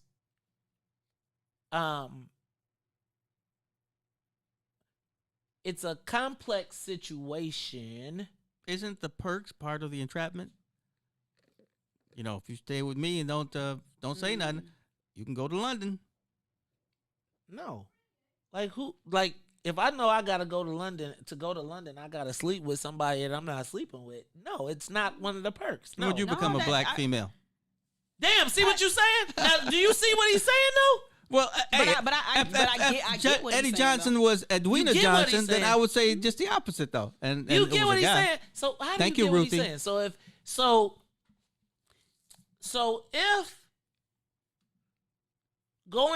you can go to London, but it means you gotta sleep in the bed with the person you going to London with. Some people might look at that and say, that's all I got to do? I think the law looks at it and says that's abuse of power. Wait, what do you mean that's all I got to do? You That's all I got to do. Well, no, I'm just trying to give different perspectives on it. I'm trying to understand. So the perks can be part of the entrapment. Right. No, that's not. Maze, I'm going to Dubai. I'm taking an assistant. I'm either taking you or I'm taking Ruthie. Ruthie, if you come, we can stay in the same suite, but you getting to go to Dubai. Maze, I'm not taking you. The dude would be mad. You get it? Right. But, he's not going to say all that to you. No. To me, we're not even comparing the same. Like, that's not even on the table. Like if I'm not interested in, okay, so y'all got me kind of, I'm a little thrown off by this conversation. It's multi-layered. Like, we don't really know the nature of their relationship. It can read consensual. It can read as a financial gain benefit. It can be I want these perks, but also it can literally be read as two people who enjoy a freaky type of relationship, one of them master slaves type of things. Damn, you went way far with it. Yeah, right. If you read it, if you read the details, like what's that that book, the Mr. Gray thing? Oh, 50 Shades of Grey. Yeah, it seemed a little 50 Shades of Grayish. That seemed like. No, that didn't. But that seemed like 50 Shades of Grey. He didn't tie her up. You he can't didn't, whip her with a belt. You can't ask your subordinate though to be that person. After he did something on her, he said, "You belong to me." Well, that's an R&B song. That's an R&B song. Like, that's an R&B song. Like, that's yes. You belong to me. Right. Okay, so, baby, when we're grinding, I'm so excited. See, I didn't even know that one. See, but I'm saying that's an R&B song. But that's player talk. After you do something, that's player talk. That's talking dirty after dog. No, that's not player talk when your livelihood is at stake. He could have said, okay. He could have said, okay, you don't have to go. And then next week she could be working at O'Hare, and what am I doing here? See, that power that he had above her. BDSM. Thank you BDSM. for the comments. Yeah, bondage, dominance. Don't you gotta have like some whips and chains and ties? I don't know what they had. No, they you had don't handcuffs. have to. They had handcuffs, nightsticks. I'm just saying, people. Now you're right. We wasn't there. We don't know. Very few cops carry nightsticks nowadays, but they don't. I thought they just folded up. They got batons. Yeah, Okay, so this is Zip ties. We gotta watch Ruthie. We have to keep an eye on Ruthie. Ruthie bringing all kinds of stuff. You threw me off with the. That's We all I don't gotta do know. to go to. Okay, but If look. you can't see Ruthie, she's writing a list right now. Stop playing. My mama be listening to this. Hey, Mom. What's up, See, Mom? like, don't play. So wait. So this is what I'm saying. This is what y'all gotta understand. A trip to Dubai is not enticement to be okay. Now it's one thing to say. You're not a good judge of this because you've been to Africa. You've been off this continent. I when you said that's all I gotta do, like to go on a trip, you would like. So I guess I've never been in the mix of trading, right? I'm just not in that game. So it's either you like me or you don't. Whatever the title is, whatever the joint is. Yeah, but it's who like, had power over you though? See, nobody has power over me except Carrie. There you go. but that's really the question. He had power over her advancement in the department. So are you saying that there's not one point that are you suggesting that there are not perks or see, are you suggesting that there's not the possibility that there could have been a consensual relationship outside of the rules that are written in the book? I'm saying it wouldn't matter if she said yes. Not in court. I'm saying he's gonna lose in court. I'm gonna say it wouldn't matter if she said, I want to be with you, because of his position over her. He should never. Well, for one thing, I think he was married, but he should never. Okay, that's why we're gonna have a relationship. It's impossible. I don't care if it was man, woman, or whatever. The K9, you just can't do it. Christopher's saying some women want to chase clout and take those pics in Dubai. I guess for me, there's nothing that anybody is going to have over me that is going to be worth me compromising me. Everybody doesn't have that same power dynamic that you feel that you have. And if that means that I get transferred to O'Hare because I didn't sleep with somebody who I didn't want to sleep with, then that's what it is. And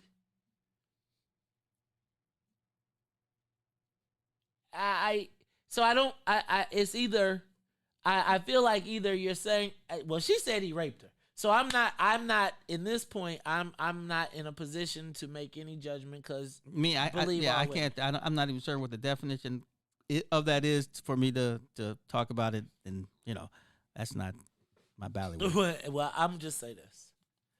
I do think there is a power dynamic.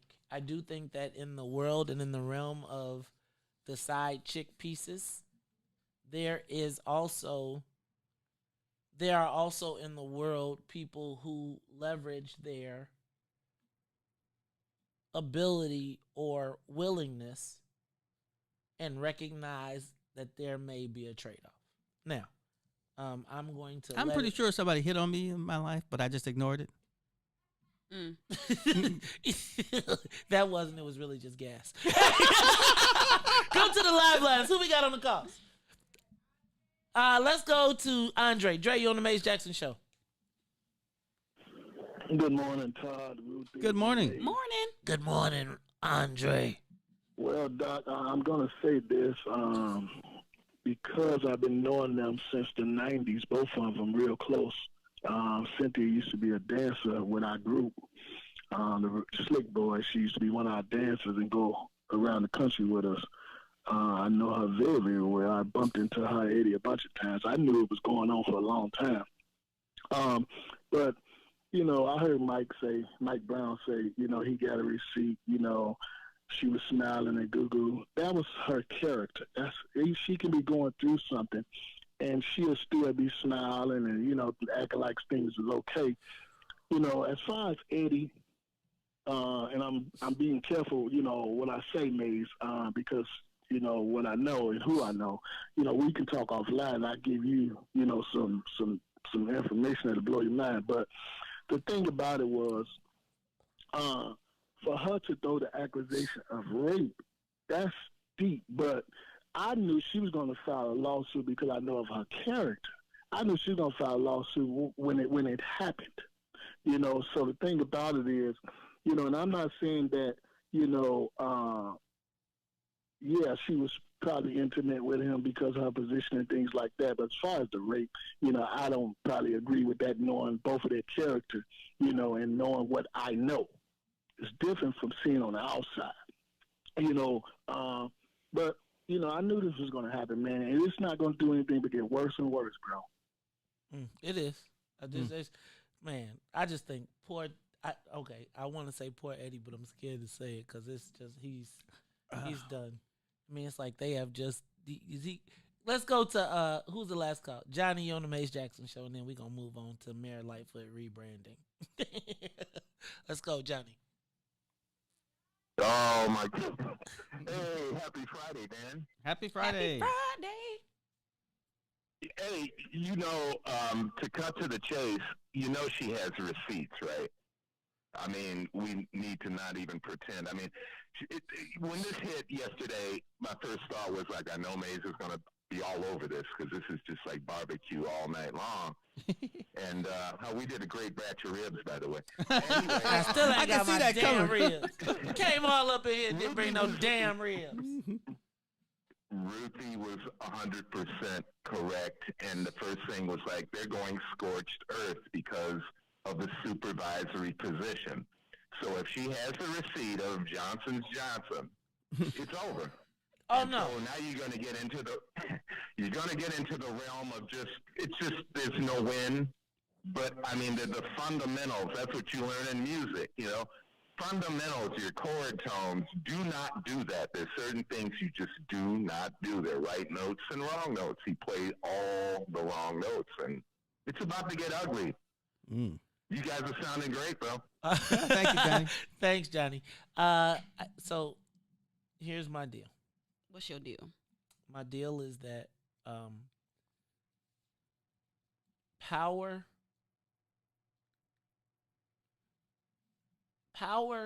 is a very interesting thing. It really is. And perceived power, perception. I think that one of the things that men probably need to take into account is that the previous perceived benefits of power are no longer acceptable. I think that you can never win, and it always is going to go to the left at some point.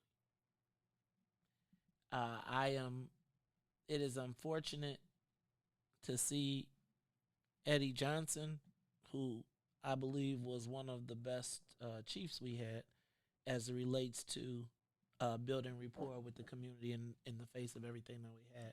And I'm sorry to see it happen this way. Mm-hmm. My gut tells me, first of all, he can't win because we know that they wasn't going to put in the lawsuit that there was pictures and stuff like that, and so he's lost already. Just that we all know all this stuff. I mean, half of the people, all you need is half the people are going to believe everything she said. Right. But to many of you who have watched Scandal, I blame this on Scandal. No, we are not blaming this on Scandal. This is all because of Scandal. We are going to blame this on sometimes how power breeds other lacks of self-control in some areas. So I think the conversation should be on, hey, black people, we can't move out here The same way, like you just said, we can't move the way we used to move, and we can't move like white people. Because, people always looking for the smoking gun. And he legit put his own bullets in there. And she used them on him. He used them bullets on her. He's the top cop. Oh, if you the top cop, she is using them bullets right now. He the top. But you know what though, Mace? Let me agree with something that you said earlier. It was a little bit hard to see her sitting between those two Why white she men. couldn't just? So I was with you on that. Could she get 2 black lawyers then? I mean, I'm just saying. You mean Andre Crump? No, I didn't need to be 2 black women because not. Okay, so I'm moving on. Okay, that was a tough one.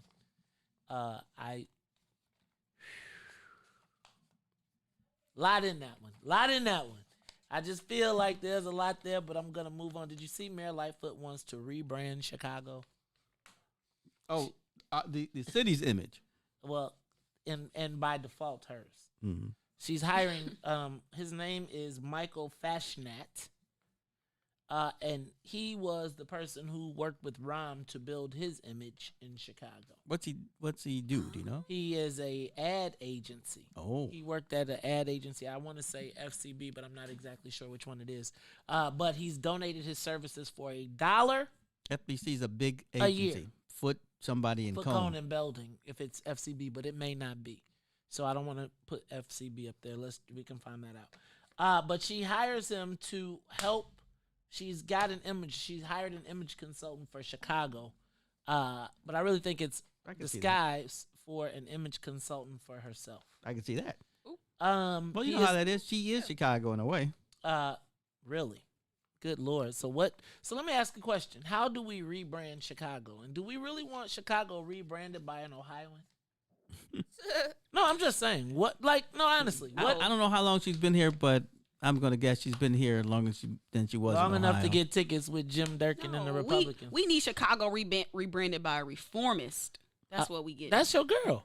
Ain't that a reformist? That's what Mayor Lightfoot So is. basically saying you want them to hire you. So when we come back, I want to talk about it because I think it's something also that we need to pay attention to. The rebranding of Chicago. I think it's important that we watch what is happening, how it's being rebranded, and who is it being rebranded for. Where do we fit in that rebranding? It's interesting. It's very interesting. I think it's also important for us to notice that the white guy donated his services. I've always thought that was interesting when people did that. My first thought is, man, you must be rich. Or like what you want in return. That's what you should really be concerned with, and we'll talk about it when we come back. The Maze Jackson Show will be back after this break. The Chicago Legal Network is the collaboration of attorneys that concentrate in many areas of the law most needed in Chicago neighborhoods. The CLN lawyers focus on personal injury, criminal defense, and other issues. The CLN lawyers all average over 20 years of legal experience and are dedicated to helping the Chicago community. The Chicago Legal Network is committed to developing black lawyers through mentorship and co-representation. So if you were injured in a car accident, slip and fall, or injured on the job, or you need assistance with criminal defense, including driving violations and DUI, check out ChicagoLegalNetwork.com for more information or call 773-912-3545. 773-912-3545. Shop at Black-owned and operated Solo Beauty, where you are appreciated and respected. Located at 8158 South Cottage Grove, Solo Beauty can supply all of your black hair care needs. Solo Beauty is open from 11 a.m. to 8 p.m., Tuesday through Saturday. WIFTBPM. I think that the black community is starting to realize the mayor may not necessarily be an ally just because she is black. Live from What's in It for the Black Media Studio. Our representatives don't necessarily get a pass just because they're black. We've got a challenge in the black part of Chicago of holding black politicians accountable. You're listening to The Maze Jackson Show. This is Chicago, so I understand the Chicago way. I ask every day what's in it for the black people. With Maze Jackson. Come on, y'all.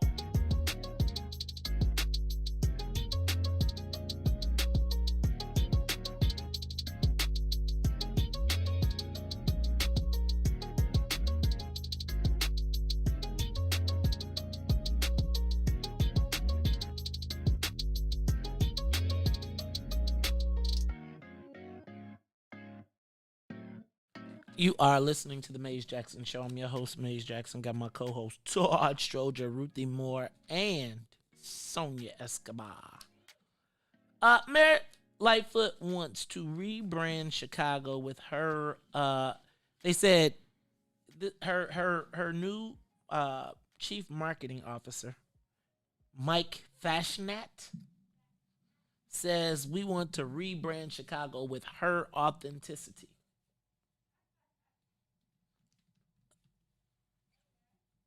Huh? All right. She is going to be the face. She, in my estimation, is the face of the burning Chicago, the second Chicago fire. Yep. She is the face of the second Chicago fire. And I think that this is a ploy to rebuild a brand that she has mismanaged for 2.5 years. That being her own. Now, I'm going to say that she was riding high prior till an emergency occurred. Prior to real pressure, the memes and everything worked. But when the rubber met the road, they failed the test. As you drive through Chicago right now, downtown, still boarded up. Still boarded up. I think that glass may be a thing of the past. Whoa. In Chicago. No, I mean, when you drive down Roosevelt, now Nordstrom's has glass up. I mean, they have boards up. And they have the boards decorated. You know what? I asked the black business owner that I go to, why you still got these boards up, bro? And he said, because glass is really expensive and I'm nervous. And I'm like, why we are so far, it's been a minute since the uprisings happened, but business owners are still worried. And so I think that what we have to be, because remember she was giving us penguins and then I think as you think about what is happening now with the downtown business owners, I think Chicago, I think the mayor has lost Chicago. I think she is the face of the second Chicago fire. And this Michael Fashnat is now rebranding the city. But you got to ask yourself, what are they rebranding the city to and for who?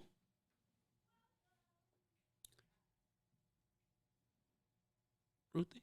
So I just kind of just read about what you're talking about, and it seems like it's the goal is to really bridge some communities together. Michael Fashnat, which communities?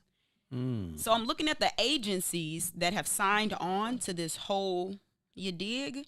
And some of them are black-owned communications companies. Give me the names. Read them. We got Burrell. I think that's black. Burrell is now majority owned white, but go ahead. We got Flower. Okay, shout out to Flower Communications. That's only two I recognize so far. But let me ask you a question. What are they rebranding the city to? Now, here's the thing that you gotta think about when you think about a name like Michael Fashnat, who is volunteering his services. Todd, you said you wonder why people volunteer their services. Yeah, I said because, that. I don't think I really believe that. Go ahead and tell me, though. Well, they volunteer their services so that they can put their mark or their stamp and control, right? So if I knew that I was over all of the marketing, all the billboards, all the advertising, all of the new printing contracts, everything that comes with marketing the city. Oh, this is the largest corporation in the county. Understanding that and understanding that I control all of those dollars, all of those agencies, all of those people that are then brought into the planning of the direction of the city moving forward, I would work for $1 because guess what? When I left that, or as I was there, you know what I would be doing? creating my future. Right. Remember how white folks do? We saw Bridget Degnan do it. I worked in the government for 2 years. I wrote the laws, and then as I wrote the laws, I wrote myself into them for the next 20 years. Right. Now that becomes traded as an opportunity for Mayor Lightfoot to then use this marketing campaign, of which she will be the face of, because he's already, and what they will do is figure out a new way to, remember how Mayor Daley used to put his name on everything? Yeah. Right? Everything. And then remember how they said it was a way of, because then he didn't really have to advertise. He was advertised everywhere. I'll tell you, when I was at the county, well, this was actually right before I got to the county, they got rid of having the president's name on the forest preserve signs. So they start, right, because they didn't want Todd to be able to do it. Blagojevich was putting his name everywhere. So I was glad when they, whoever changed that, I thought it was a good change. Well, but it's being reintroduced. It's like monuments. It's built to themselves. It's reintroduced. It was always a way of politicians back in the day history. Blagojevich was just doing so much that you saw his name on a bunch of stuff, right? He was like, I'm gonna build this highway so that I can have. But you know what? It's hard to see it with empty projects that never got completed. That's because you was in Pembroke. Yeah, so you were in Pembroke. So if you was up here where he was trying to get the votes, then you saw stuff and you saw people moving. And it finished, yeah. But it is nice to have a plaque that you go back to, 5 years later, say, hey, look, there's my name. Right. I mean, I got one of those. So these are my 5 jobs. At the Brookfield Zoo, my name's somewhere. So I bring every once in a while I will go to the zoo and say, hey, look, let's take a picture here. Come on, kids. Yeah. So I think what we got to worry about, what we're looking at is Mayor Lightfoot continuing her campaign. I think we're about to watch a 4-year, a 2.5-year mayoral campaign. This chief marketing officer who will then use Mayor Lightfoot's authenticity. Can we think of any promises? Can somebody tell me the outcome of the racial rapid response team? Is this the same mayor that just tried to unethics the ethics ordinance? Right? Where's the black people? Mm-hmm. Who is the city being rebranded for? Is it for us to be here? And again, because it seems like they're trying to recruit people. Right. Recruit people for your house. Chatham, they coming for you. Well, maybe not. May don't do Chatham. I love Chatham. Chatham's right next to the expressway, so that makes it kind of nice middle class homes. Yeah. Ruthie white people gonna be walking down the street with strollers in a minute. Mm-hmm. And little walking dogs. Talking about why are all the colored people in our park? Well, this isn't cold. This is cold. Like this is gonna be like cold. They're gonna rename it Cold Park, COAL. And I'm like, can we get this? What is this Nat King Cole? So y'all, do you trust the mayor with rebranding the city? I mean, what would she rebrand it to?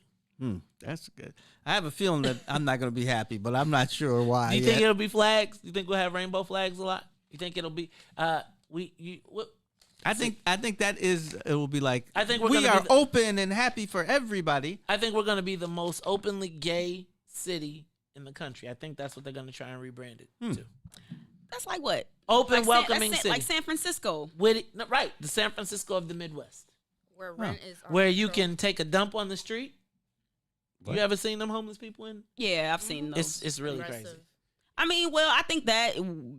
So I don't think the homeless people want to take dumps on the street. If you know that you have large homeless populations, then I think the city should utilize services and put proper restroom facilities for them people to wash their hands and use the restroom. There's a porta potty under one of the viaducts. There's porta potties and hand washing stations. Yeah. Yep. Wow. What's that? The human services? Probably some rich white people. Yeah. Like, man, y'all getting too close to the car. Wash your hands. Hey, y'all, this is the Maze Jackson Show. When we come back, we talking Ice Cube. Ice Cube and the lynch mob. We got it going on. I'm telling y'all. Y'all ain't ready. When we go to break, I'm gonna get y'all ready for this. But I do think that who is the mayor gonna market the city to? Like, really? Who? I think it'll depend on how everything shakes out. I think a rebrand is not a bad idea. I'm not sure I want her doing the rebrand, though. It's the Maze Jackson Show. We'll be back. The Maze Jackson Show will be back after this break. AM 1570, WBGX Harvey, Chicago. WIFTV-PM. Hi, I'm Dr. Willie Wilson, and I'm running for U.S. Senate for the state of Illinois. I will never give up on inclusion and equality, prison reform, reduced property taxes, and economic opportunity for all. I want to get to know your neighborhood and the problem that you face every day. And I want to serve every man, woman, and child in the state of Illinois. A vote for me is a vote for you. Paid for by Willie Wilson for Senate 2020. Introducing your trusted source for high-quality Black emojis, better known as Blackmoji. We believe Black is beautiful, and that beauty should be reflected in the digital market. Now there is an app that does just that, starting with Black Greek letter organizations. Blackmoji D9 offers more than an emoji app. It is a cultural experience of Black excellence. Download the app in the Apple or Google Play Store to access a specially curated catalog of emojis representing the Divine Nine. Use the emojis to celebrate Black Greek events, acknowledge current events, support social causes, and learn about esteemed Black Greek members who blaze the trail of Black history. A portion of every subscription goes toward a scholarship fund specifically for members of Black Greek letter organizations to help keep the legacy alive. Download the Blackmoji app today. The Chicago Legal Network is the collaboration of attorneys that concentrate in many areas of the law most needed in Chicago neighborhoods. The CLN lawyers focus on personal injury, criminal defense, and other issues. The CLN lawyers all average over 20 years of legal experience and are dedicated to helping the Chicago community. The Chicago Legal Network is committed to developing Black lawyers through mentorship and co-representation. So if you were injured in a car accident, slip and fall, or injured on the job, or you need assistance with criminal defense, including driving violations and DUI, check out ChicagoLegalNetwork.com for more information or call 773-912-3545. 773-912-3545. Shop at Black-owned and operated Solo Beauty, where you are appreciated and respected. Located at 8158 South Cottage Grove, Solo Beauty can supply all of your Black hair care needs. Solo Beauty is open from 11 a.m. to 8 p.m., Tuesday through Saturday. You are listening to the most dangerous show in the morning. This is What's in It for the Black People Radio. Maze Jackson. Maze Jackson, the most vociferous advocate for Black people in the world.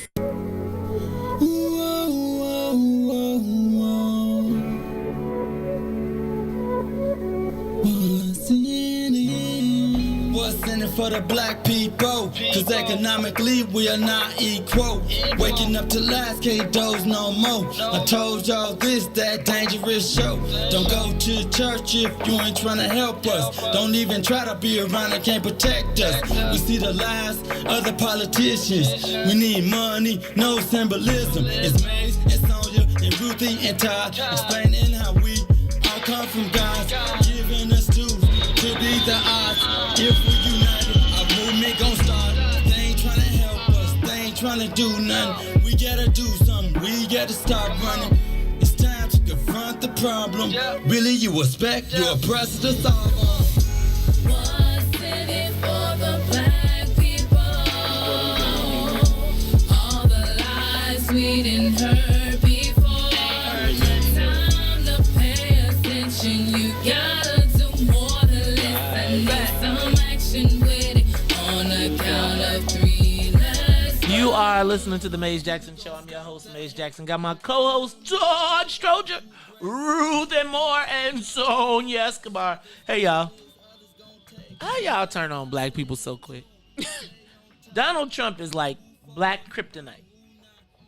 Like, you can lose you can lose all your love, respect, everything in the whole world if you talk to, meet with, converse about the positiveness of Donald Trump. Can I tell you what? Not the positiveness, because that's not what I'm going to say. If you are not zombily walking behind Joe Biden right now, even if you remain undecided, you could really become attacked in this space by black people. Black people. Like, I know, and so I was thinking about this whole Ice Cube thing, and I think here's what I'm going to do. I'm going to play a clip from Ice Cube, and then we're going to talk about what happened and why are people reacting with such vitriol. Let's go.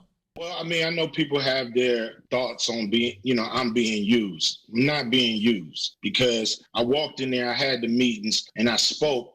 I've never met Trump. I've never been to the White House. Okay, so I talked to both campaigns like I said I would. I have a contract with Black America that both parties gonna have to get with. We can't depend on one party to bring this through. It's too broad. Both parties are gonna have to get with it. So that's what my mission is, to make sure both parties get with the program. And I'm not here to get you to vote for any damn body. Matter of fact, I was the one saying you shouldn't vote unless you get something for it. So me, I'm personally not getting one thing.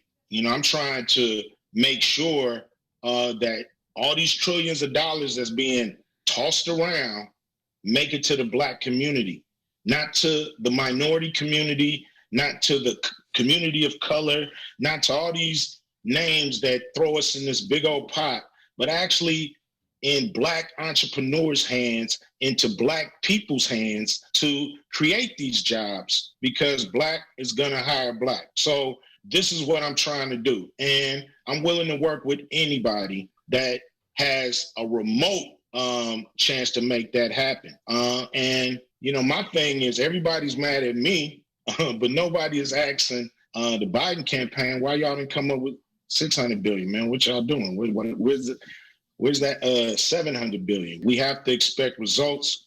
We have to push it. The Democrats have a perfect opportunity to make our dreams come true. And they're telling, let's wait till after the election. And you can believe them or not. That's not on Ice Cube. I'm not telling nobody how to vote.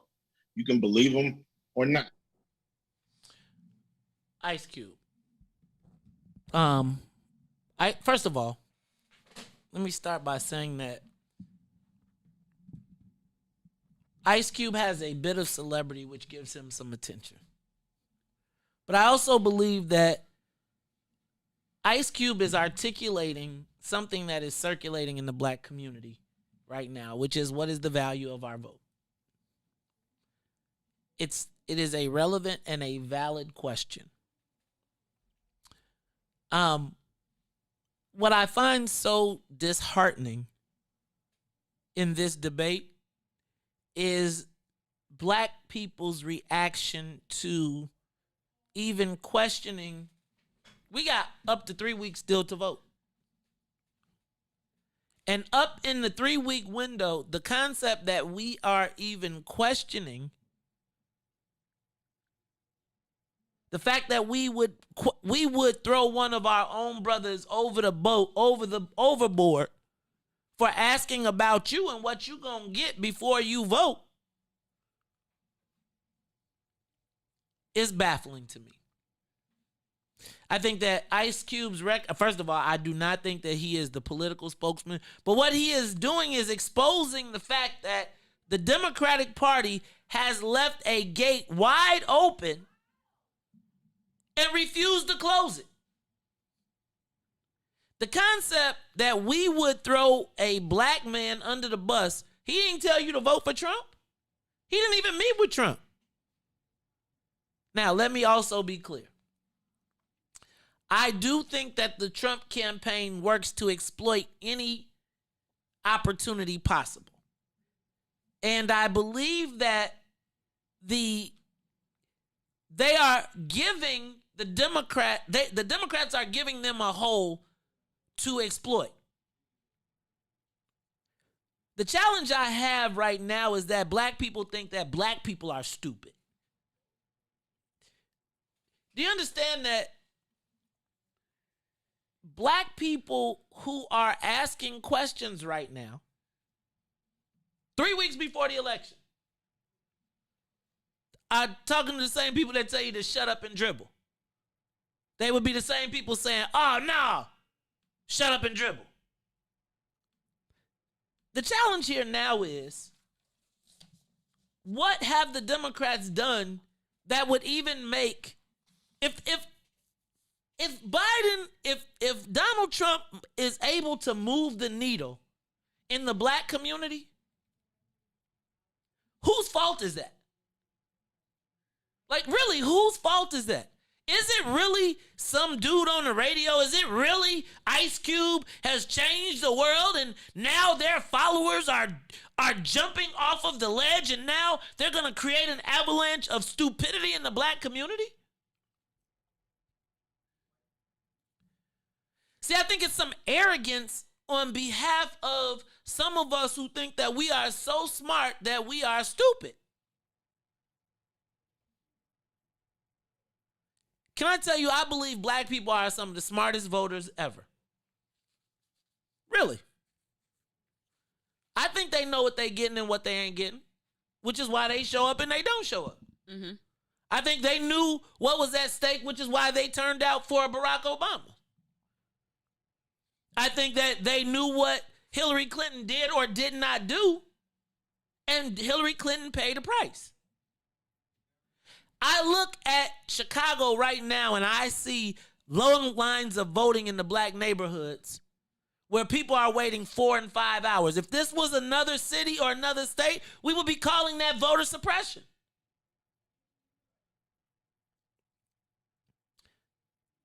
How is it that we have been so willing to throw each other under the bus for 2 white men who have neither ever really proved? They put some stuff on paper because the conversation is finally being had. We get proud when somebody white says black right now. We just now are getting into the fact that help me understand. Celebrity culture. So it's interesting when I see celebrity culture like kind of endorse politics. If it's kind of like, like Democratic or left, like it's cool. But if it's celebrity culture endorsing like like the Republican or conservative side, is like, no, those people are bad. So I do recognize the difference between those two things. I also think that the brother has said, I'm not telling you to vote for nothing. I don't think that black people are so used to getting nothing that they are arguing for nothing. I think the used part came in. I think Ice Cube should have been able to make that announcement himself. And even if he didn't really want it super publicized, and maybe that's why he didn't say anything, I don't like the way the Trump campaign marketed it. And I think that's the thing that got people. Is like, oh. And so that's the key. Yes. Did you see the movie Bedazzled? No. No. So definitely not. With the 3 wishes with the devil? Yes. Mm-hmm. So there's 2 versions. One has Dudley Moore in 1967. Then you got your favorite Brandon Fraser with Sonia and whatever that was. Colombian drug lord. Yeah, that one was funny. Yeah. So the devil. So the character makes a wish with the devil, and the devil says, okay, I'm going to give you 7 wishes. I think she gave him Brandon 7 wishes. And every time she gave him what he wanted, it was always some little thing that tricked him up. It wasn't like she didn't give him what he wanted, but it never worked out the way he wanted. And I think that's why people got a little up in arms, because they look at Trump as that devil who will tell you something, but it's not going to be exactly what you want, and it's not going to end up well because it's really a trick. So, not that I care. I think if he wants to go talk to him and give him a plan, go ahead. Right. So I let me say this. I do think that the Trump campaign is manipulative. I do think that they manipulated a moment.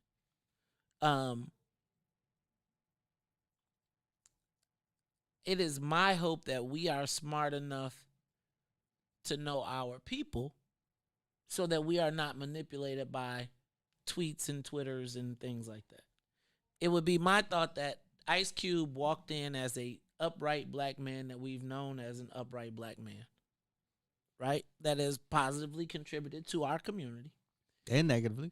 And negatively. But I think he has evolved. I think I probably can, if you were to ask me in 1996, 7, 8. I'm not arguing that. Yeah. I think we all evolved. Like, we just started different points, right? And I think that. I'm sorry. Everybody but Joe Biden. No. Joe Biden's still a racist. No, I don't think that at all. That's what she said. Who? That's what Kamala said. Oh. Right. A segregationist, actually. A segregationist. Right. Remember? See? No, I try not to pay attention to any of those debates. But those are the moments, Todd. Like, again, those are the moments like where we have all of these contradictions. And I think black folks are not stupid. I think that there are people who are starting to just add the math up. They're just doing the math and it's not making sense. There are some of us that have been boogeyman to death. And I don't. No, I see it. And I don't think that, like, when you look at what happened, like, we see the states and cities are opening up even as the numbers are springing up, right? Like, we are walking and living through contradictions every day that the same people that are telling us that this is bad are doing the same damn thing. And that's because the majority rules. And you're right. I don't expect too much more out of white folks in the Democratic Party. I have absolutely no expectation of a Republican. Right. I just think they're just two different. I was thinking about this actually when I was leaving the house, that the Republicans are the kind of thing like, come on, Mays, come on, you can come with us. So Mays comes with us. I'm not going to use Mays. I'm going to use Ruthie. Ruthie, right. Come on. Go for it. And Ruthie says, okay, what you got for me? And they say, Ruthie, we're going to help you start a business. And Ruthie says, let's start it in Pembroke, because they have some brown fields and it's got a lot of land and there's a great base of people who could work. And they say, no, Ruthie, we'll help you, but we're going to put it in Aurora. Mm-hmm. That's what I look at the Republicans. The Democrats I look at and they like, okay, you're part of our band.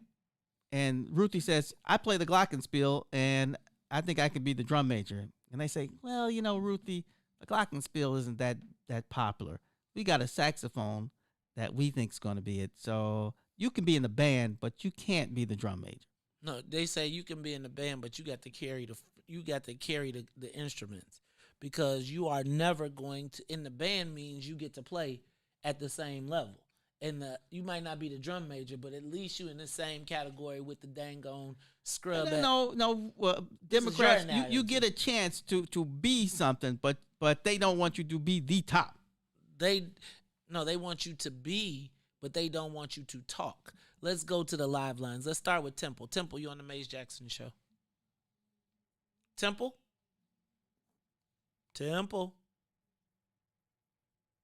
Going. Temple, there you are.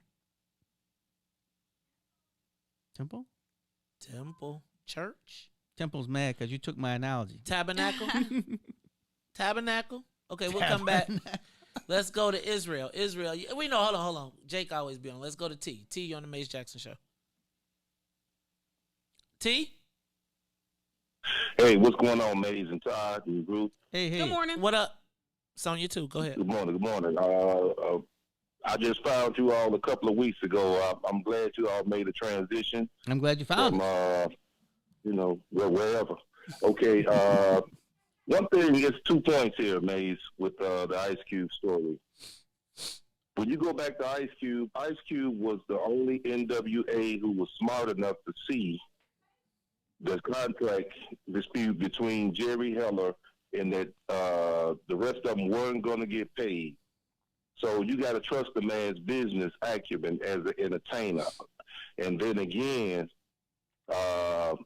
like you all were just having the analogy with the Republicans and the Democrats, you got to deal with somebody that's going to teach you how to fish and not take away or tell you what late, we got to branch out in all areas. I'm apolitical, man. I don't care who. It's what's in it for the black folk, and that's it, point blank. Hey man, that's what I'm talking about. Like, and you clearly from the South Side because you said folks, people. But yes, that's what I'm talking about. I think we need to be about our self-interest and not argue against ourselves. Let's go to Israel. Israel, you're on the Maze Jackson Show. Jake. Hi, good morning. What up? Morning. Everybody. Hey, I've been going through at this since yesterday, man. All right. Q, first of all, Q is not just some entertainer. He's an executive. You dig? He's a major executive who did major deals. He made his own league. He wrote movies, directed it, produced. He's more than just a rapper, first of all. Now, why in the world would anybody have any problems with talking? He already rich. He don't need Trump. He don't need he's wealthy, matter of fact. He's in a wealthy bracket. He just trying to get, negotiate something for us as a people. What's wrong with that? I looked at the Biden plan. Oh my goodness, man. It's so ridiculous. It's just, I mean, and for some reason, they got us, man, like, yo, don't even mention Republicans, even though I'm an independent, right? But I am conservative. I am against abortion. I hope that the Supreme Court make it illegal. So, and the last thing, this is like yesterday when we was talking about LeBron. I said LeBron that the NCAA is the college never made a penny off him. And then after break, Todd came back and said, Michael Jordan liked Dean Smith, even though North Carolina made $1 trillion off of it. He liked it. He liked Dean Smith. That's corny, man. I am corny. I am corny, Jake. and there's nothing wrong with liking your coach and liking where you are. Man, I'm glad I went to college. I'm pretty sure I could have not gone to college, and I would have still gotten a pretty good job and kept on moving up. But I liked what I did, and there's no reason why he can't like what he did. I got nothing against LeBron James not going to college. All right. Who else we got on that line? We got, is James on there? Did we do James already? Ruthie didn't like going to James, you're on the Maze Jackson Show. James. Hey, man, I had to call back because I just asked you what I want to talk about. He said he remembered something. Look, let me make this disclaimer first. Ice Cube, to me, it's like Jay-Z is to you, Maze. Ice Cube was the soundtrack of my life. I love that brother. One of my favorite rapper of all time. Okay. First of all, I'm going back and forth all day on social media yesterday. They want to compare him to Kanye West and Steve Harvey. First of all, this contract that Ice Cube wrote, he presented it to the black community before he even went to either party. After that, he switched to the Democratic Party. They told him to wait till after the election, which is a no-no. You don't negotiate like that. Trump administration decided to sit down with them. My thing is this: what the hell is the problem? If we would just love ourselves as much as we hated Trump, could you just imagine, man? No, I could not. And you know what, May? And it's our black women. Black women are Hey. Stop. There will be no women bashing on this show. I have already taken my lashes this week. Let's go to Hassan. Hassan, you're on the Maze Jackson Show. Hey, good morning, good people. Good morning. Here's the thing with Ruthie, you're a great addition to this show. I will tell you that. Thank you. Hey, look, my question and statement is this. Many people, especially politicians, are getting mad with Ice Cube because he met with the Trump administration. But if the CDC had a plan, why wasn't it public? Why didn't we know about it? That doesn't make sense. Ice Cube took the baton and run with it, and now people want to criticize about his baton. He met with many people. He met with Christopher and a lot of other so-called big elite. I would have just met with Dr. Claude Anderson and Boyd Watkins, and it would have been more thorough. So for people to get upset with that doesn't make sense, especially Rona Martin. He likes to try to be slick with people. So that's my question. Have a good day. Thank you, brother. let's go. We'll keep on taking the calls. Is Temple still there? Let's try and get Temple. Temple, you on the Maze Jackson show. I also think the whole concept of the cube is filling a vacuum that should have been answered by black elected officials. Like, I'm gonna be honest with you. I feel like all of the Congressional Black Caucus and all of these people should have been able to very quickly, easily descend upon Ice Cube and deal with this situation. Right? Because they should have had all of these questions answered. Like, they should be able to. The best part of a campaign is anticipating what the opposition is going to be and being prepared to go. Now, you know that there's a black awakening going on in the country, whatever you want to call it. And so I even noticed that they updated their Lift Every Voice plan to make it African American instead of minority and whatever. But again, they know they're not really standing on it because ain't nobody pushing it. By the way, did we see that the Bidens and them was exposed to COVID? Did we see that? And they still traveling? Let's go to Jim. Jim, you on? Jim? Is this Jim from Elgin? My friend, how are you? What's up, Jim from Elgin? Morning. Well, I'm doing a tandem here with T-Ray. We're listening to you guys together. Good morning, May. How you doing? Hey, Ruthie. Hey, Todd. Everybody else. Who is that? Black Chicago for Trump, baby. Why you didn't come to my fish fry? Who is that? What you on the air yesterday? P-Ray, what up? Yeah, that's cool. I was. Hey, Miss Ruthie. Cool. Jim, what you got? So yeah, I'm kind of going through. Hold on, sis. Hold on. You had yesterday. Okay. You had yesterday. So you had yesterday, and I told you you called and disrespected my show. So I don't go with that. Y'all lucky Sonia nice, cause I'm not. Jim. No, we already did Jim. So that's it. I'm just suggesting this. I think it's crazy to me that we are so willing to cut down our own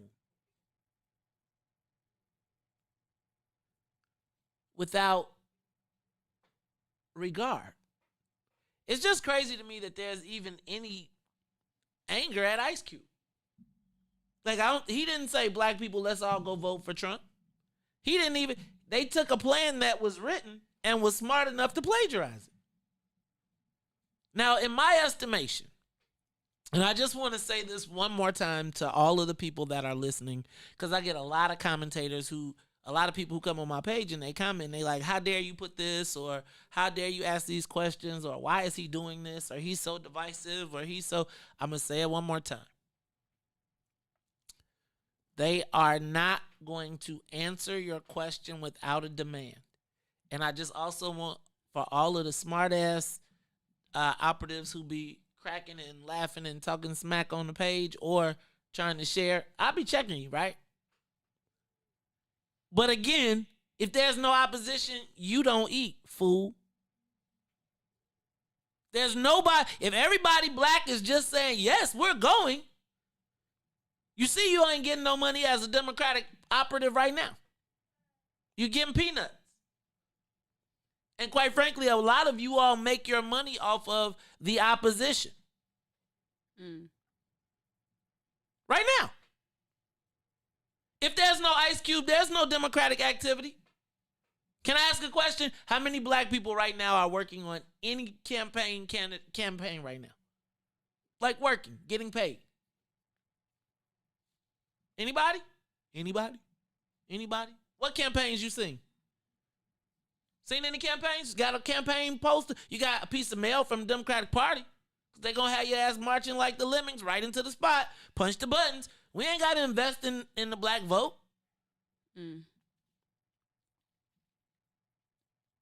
Ice Cube, for some of you, is the only thing that's got you working. Anybody seen any operatives? Anybody Democratic making money right now? Running the mail campaign? Anybody managing any big campaigns right now? What big campaigns we got going on right now? The graduated income tax. Guy from Georgia, Black guy from Georgia running the campaign. Who you got? Chicago, Illinois. Because they don't want none of you Negroes that's going to feed some Negroes from here. Y'all came and let somebody else eat y'all lunch, and y'all talking crazy about what we do. Just for the record, though, I'm just saying. Like, if you Illinois right now, you should be looking at yourself like, damn, this is a dry campaign season. Remember when this time used to come around and you would be able to know you was going to eat? Knew that all the judges, what you doing right now? Who looking out for you, black people? Because we're going to see thousands, hundreds of thousands, if not millions of dollars transferred. They spending hundreds of millions of dollars on the campaign. Any of y'all eating? Any of y'all in anybody's campaign plan? Can you tell me who the black people are in the state of Illinois? Right? Because everybody's sitting back right now, chilling, hoping the light skin, let me stop. I'm going to go there. But just for the record. And I just need to be clear. On the Maze Jackson show, you don't disrespect nobody on my family, and I don't forget. So, do that whatever other time of day you want to do, but I don't play that. Love me, hate me, I don't care. Come back, don't come back. Family is family. You don't diss nobody at the crib. Not in my crib. Maze Jackson show will be back. The Maze Jackson Show will be back after this break. The Chicago Legal Network is the collaboration of attorneys that concentrate in many areas of the law most needed in Chicago neighborhoods. The CLN lawyers focus on personal injury, criminal defense, and other issues. The CLN lawyers all average over 20 years of legal experience and are dedicated to helping the Chicago community. The Chicago Legal Network is committed to developing black lawyers through mentorship and co-representation. So if you were injured in a car accident, slip and fall, or injured on the job, or you need assistance with criminal defense, including driving violations and DUI, check out ChicagoLegalNetwork.com for more information or call 773-912-3545. 773-912-3545. Introducing your trusted source for high-quality black emojis, better known as Blackmoji. We believe black is beautiful, and that beauty should be reflected in the digital market. Now there is an app that does just that, starting with Black Greek letter organizations. Blackmoji D9 offers more than an emoji app. It is a cultural experience of black excellence. Download the app in the Apple or Google Play Store to access a specially curated catalog of emojis representing the Divine Nine. Use the emojis to celebrate Black Greek events, acknowledge current events, support social causes, and learn about esteemed Black Greek members who blaze the trail of Black history. A portion of every subscription goes toward a scholarship fund specifically for members of Black Greek letter organizations to help keep the legacy alive. Download the Blackmoji app today. Hi, I'm Dr. Willie Wilson, and I'm running for U.S. Senate for the state of Illinois. I will never give up on inclusion and equality, prison reform, reduced property taxes, and economic opportunity for all. I want to get to know your neighborhood and the problem that you face every day. And I want to serve every man, woman, and child in the state of Illinois. A vote for me is a vote for you. Paid for by Willie Wilson for Senate 2020. Back to the Maze Jackson Show.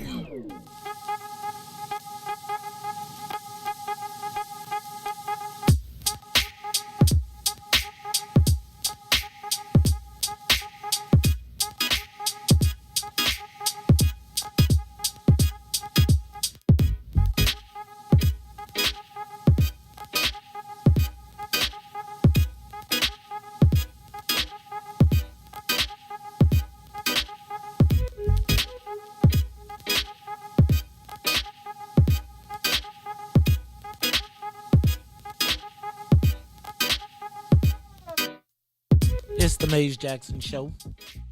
About to flow in the dough. Hey. We about to get ready, y'all. Todd, you supposed to add an ad lib in there. Well, you're supposed to be. You can be Flavor. I think you hit it. You said, "Hey." I think we gonna lose the rap battle. No, we're not. We're gonna like, give oh. Todd. We're gonna have Todd just dress up and he gonna wear a clock and he gonna be like, Yeah, boy. yeah, boy. We gonna be like, bass. How low can you go? Todd gonna be like, yeah, boy. Hey, y'all. This is the Maze Jackson Show. Hey, man, I love when the weekend comes. Because when the weekend comes, then I hop in the whip, ride over to Hyde Park, 1214 East 53rd Street, pull up in the parking lot. Parking so smooth. Do you have your music loud or do you turn it down? Hell no, I turn my music up until I turn down 53rd because I don't want to be reflecting on the black business. But I show, There's also a lot of police over there. He's like, oh. I play it loud when it be like, screw the white people, and I play the black music. My favorite part is like when I pull up to the white people on the lights and they have to roll their windows up. That's my music loud. I be like, yup. I do that all the time myself. I'm like, man, I was talking to Hans. I can't hear a word. Hans like, Dad, leave the window down. All right, so y'all make sure No, he's like, Dad, you were really smart. Roll that window up because I need to get all of your knowledge. Check out Kimbark Beverage Shop, located 1214 East 53rd Street. Get the red, black, and greens. I want y'all to sell out the red, black, and green flags. Get it all. All right, I'm going to give Ruthie $10. She get her bottle of Mickey's. Have a good night. Let me do this. I'm going to take these last two calls, and then we're going to move on to Tell Me Something Good Friday. Jerome, what's up, man? Jerome and How y'all doing? What? Hey. Morning, the Maze, Ruthie and Sonia. Good morning. Good morning. It's a blue state, ain't it? Yes. Okay. I'm not a black Republican for Trump, and I kind of like T-Ray. I already voted last week for Trump, mainly for a protest vote against the Democratic Party. And I know a lot of blacks voting for Trump. But here's the thought. If with this early voting and this mail-in voting that's going through, you think that if the Democrats see that Trump is closer than they think, I know he ain't going to win Illinois. I think it's going to be closer than a lot of people think. You guys don't think Madigan, JB, Yarborough, and Lori's going to ship these votes as not out here to Biden? No, I don't. No, I don't think they will. Let me stop because there's not a national universal voting ballot, right? And the candidates are from different states, so you can't ship the ballots to another state because there's different elections on it. So no, I don't think that would happen. I think in Illinois they're gonna run the numbers up, but it's a blue state. Let me go to Anthony. Anthony, what's up, dog? Good morning. Good morning, man. What's up? Nothing much, man. That's right, man. Teach these youngins about voting, man. A lot of them just don't know how the game goes. Anyway, first of all, we talked about this months back. You always got to go shake down the incumbent, man. You can't shake down the politics. I mean, the candidate. They're usually trying to come up. They're down here shaking you down. But the incumbent, man, we made you. It's time for you to, put that bag together so we go on back to the hood. We brought our numbers through for you. Now reward us. That's how that game goes. Yeah, man. Right or wrong? I'm with you. I mean, it's like you turn them up when they in trouble, then you shake it all out of them and you collect all the pennies and then look, and then you make a demand of the other guy so that when he get in, he got to keep looking over his shoulder like, dang, I owe them some money. Right, so either you got to run from us, you can't just come around like everything is free. Anthony, I appreciate you. Hey, y'all, this is the Maze Jackson Show. It's time for Tell Me Something Good Friday. What y'all got? I'm gonna tell you something good Friday. Can I tell y'all? First of all, we got breakfast out there, right? We got breakfast out there. All right. Chef Tawana Devine, she is the executive celebrity chef of Devine Treats. Now, if y'all remember, she brought food to our staff meeting that Todd didn't show up. And she is snapping out there. I saw the jerk. She got shrimp Creole out there. I can't eat the shrimp Creole. My foot, my gout. Oh, I'm scared. I'll take yours, man. You take yours. You should show them on camera. I'm just. We're going to have her bring in a little boy. Y'all can't bring no food in here. Then she's got the jerk chicken sliders. I can't wait to smash. And then the Gouda mac and cheese. Oh, it smells so good. Oh, that sounds good. Did you work on that? Look at that. Look, there go Todd ad-lib. Todd, you are so funny. Who said their birthday was this weekend? Let me also say, I am excited because, this COVID-19 thing this is the first time I've ever really felt the impact of COVID-19. I became a grandfather. And I am finally, Jersey J is finally going to be cleared medically. And we are finally going to get to put grandpap. And I think I want to be granddaddy. That's what you want to be called? It's too long. Nah, you know what? I have fond memories of that name. Right? And but I'm excited. Like, honestly, I'm like, holy moly. I can't wait to smell. You know how babies smell, right? They smell baby fresh. And they're little bitty, but she's tall because she was 18 inches when she was born. So that means she's going to be, right? Whoa. Right. That means she's finna be like but I am super excited. So that is my Tell Me Something Good. Yeah, that's my Tell Me Something Good. What you got? Can't beat that. Nah. I can't beat that one. Neither can I. You ain't got to beat it, though. Just tell me something good. You ain't got to beat it. Just join it. Last weekend, I saw my grandparents from like 15 feet away. Right. I got to see them and my daughter. Oh, that's right. You did go. It's kind of scary with the Trump people. They were deep guys. Every corner by the highway in front of the mall. That's what they said at Tu said when he went to take his son to Arizona. He said it was Trump pins everywhere. Now that's where you got to worry about your kids for real. Whew. Right. Young black men. Basketball around all those willing participants whose fathers are like Mike Pence. Real friendly though. Hey, how you doing? Just be cool. How y'all doing? All right, Todd, what you? Oh no, we did you? Did we do you, Todd? No, Todd, what you got? Ruthie, what you got? but ladies first. Ladies first. Ladies first. Ooh. Tell me something good. So I think that we had a very interesting week in terms of differences in perspectives.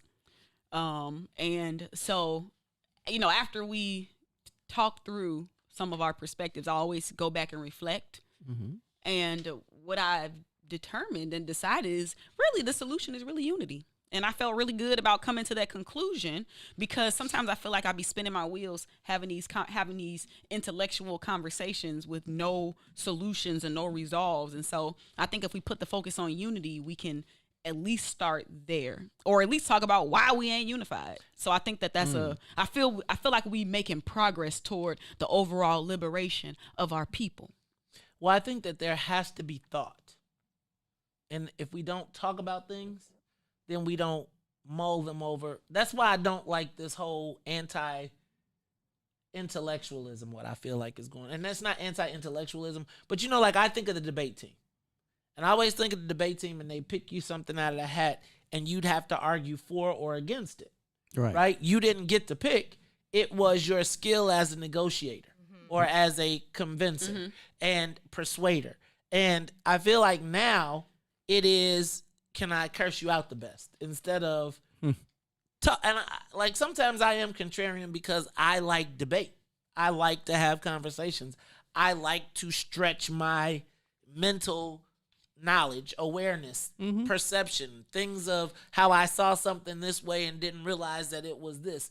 But what's the key to that, though? The key then is to take what you said, and to make my position then more flexible in some type of way to learn from each other versus just trying to, no pun intended, trying to just trump each other. I agree with that. Yeah. So I feel like I adapt my thought. You do. You are malleable. Ooh, see, look at that. Celine working around here. But I do feel like I am malleable. In that I'm like 24 karat gold malleable. Right? So it's like I take and I feel like I'm amorphous. So it's like I can add a piece of this and a piece of that and kind of shift to where I'm at, remembering what my goal is, right? And recognizing that I have to approach different people different ways and different tactics. And it's not easy. It is not easy because sometimes I don't want y'all to know my thoughts and opinions. We know. telling you, what's that about? No, really, like it takes a lot. Like it is not easy to wake up every morning to use my brain and my spirit and my intellect to analyze these complex issues. Sometimes it leaves me up at night thinking about how did we get here? How can we get out of this? But it has to be somebody that thinks about it. Because right now, Ruthie, in my estimation, not a lot of people are thinking about they're just going. We're just going. We're just surviving. And it has to be on somebody's mind. How do we progress? Right? I feel like there is almost like a belief that there is no need for planning. And I think everything needs to be planned. And even if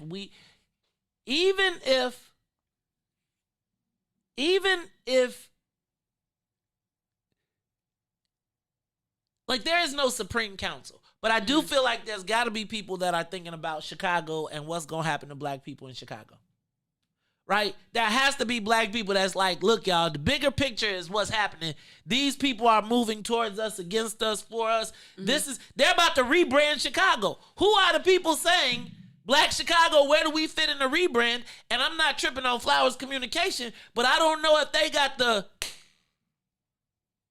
be able to say, no, you're not finna do that to us. It's Tiger Lily's birthday. Happy birthday, Tiger. Yeah, happy birthday. What? Happy birthday. Happy birthday. It's your birthday this weekend. It's your birthday. It's your birthday. Get busy. All right, Todd, do you still have to be? No, go ahead. Tell us something good, Todd. What you going to do this weekend? Well, this week, Claire took the PSAT, and she seemed, didn't seem I thought they ain't got to damaged. take that no more. You don't have to. Some schools. You don't have to. Well, they'll look at it if you're in it, but you don't have to, right? I'm having my daughter take one. See, yeah. Todd, there you go, hazing your daughter. Ruthie, like, why you got to take the hard way? Oh, you see? Go ahead, Todd. Tell me something good. Tell me something good, Todd. Oh, yeah, and, well, she was going to take the ACT this weekend, but. You know, I got a 28 on my ACT. Did you? You did? Mm-hmm. That's pretty good, Mace. It is pretty. I was a little upset. How many times did you take it? Once. I got a 28 too, but I took it twice. 14 plus 14 equals 20. I got a 20. See, I don't believe in standardized testing. You know? Of course not. No. Oh, it's not racial. Well, yeah, it's not the whole. biased. It's not the whole thing, for sure. That's why a lot of schools aren't.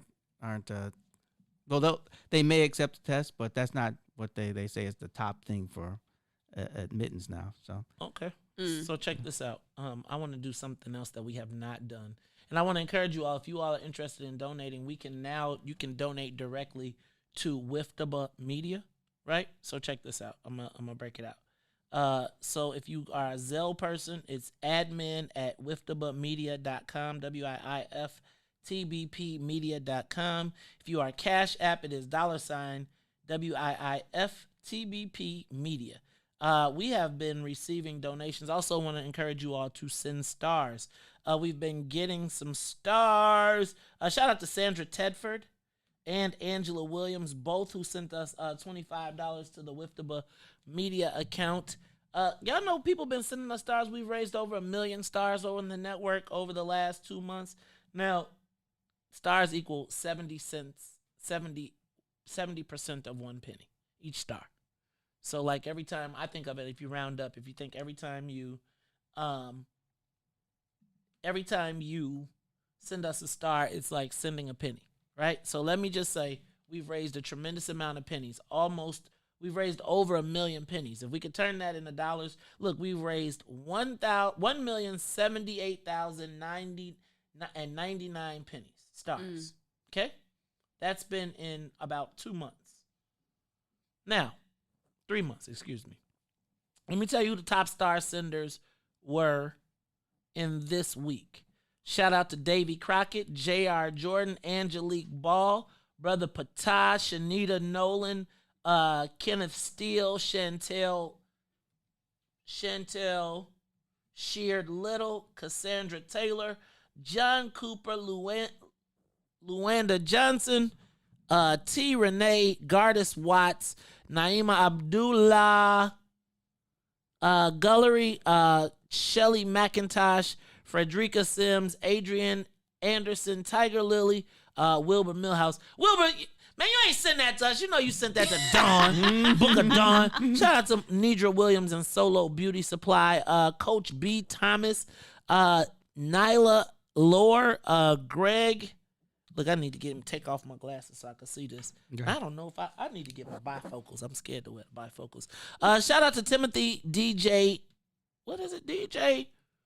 DJ T Mac Williams, Sharon Ugochi. Shout out to Sharon, who is always sending me the good emails. Felicia Simmons Stovall, Stephen Hodo. Shout out to Diane Perry, D.S. Sanders, Maria Munoz, Remy Ramsey. Shout out to Remy for the song. Catrice Henning. Hey y'all, I'm gonna tell y'all Boosie Latham as well. Hey y'all, check this out. You know what y'all? We got something good. No, we just gonna go straight through. What's the matter? Oh, want to bring them in? Okay, we can bring them in. Check this out. Next week. So y'all know I'm making my Ruthie. Yes, sir. Me, you, and Sonia are making our international TV debut next week on the 25th.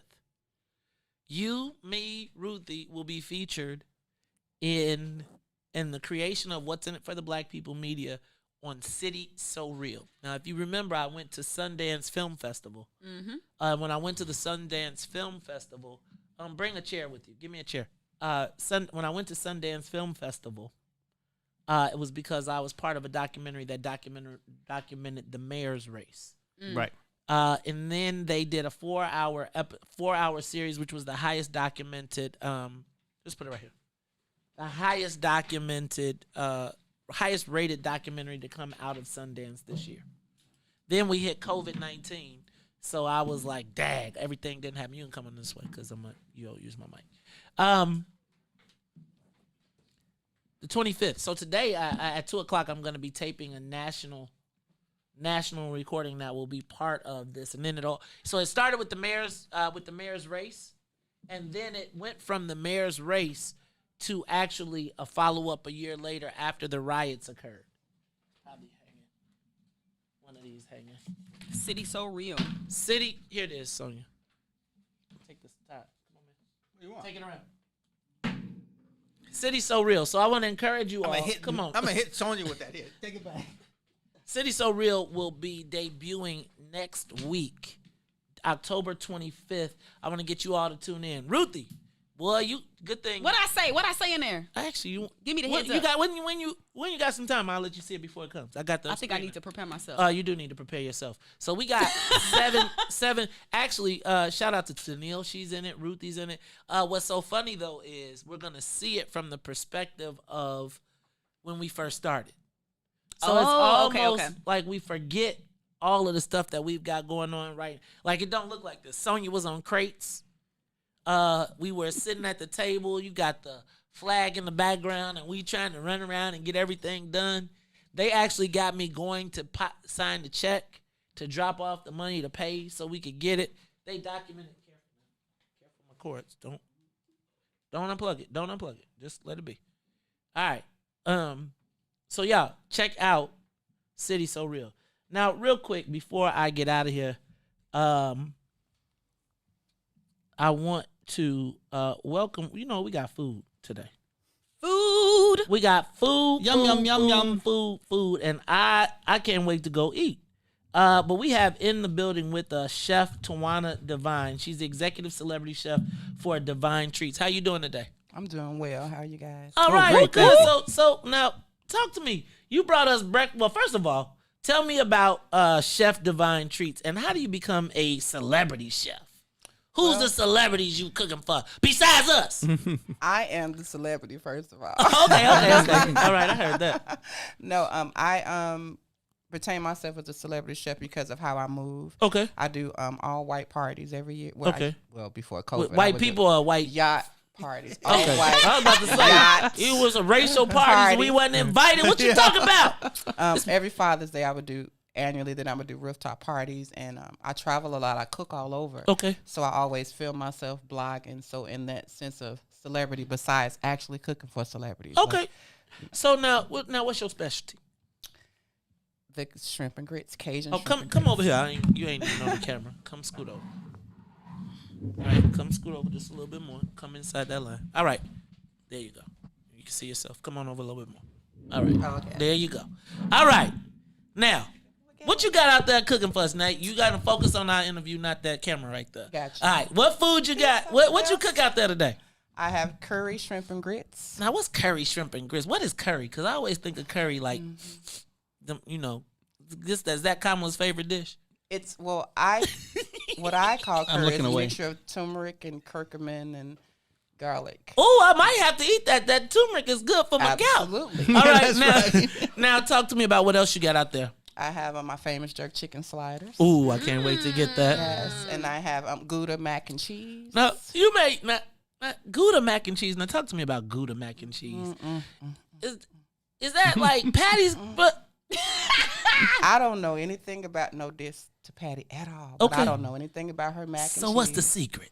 Because my sister is probably taking notes. Because did y'all ever see the video of Tennille making mac and cheese? It's the cheese. It's the cheese. It's a blend of cheese. It's all in the cheese. It's all in the cheese. You have to use more than one cheese. Otherwise, it's just there's no flavor. So is it al dente? Do you use your pasta al dente? Absolutely. All right, I'm looking forward to this. Absolutely. Now, Absolutely.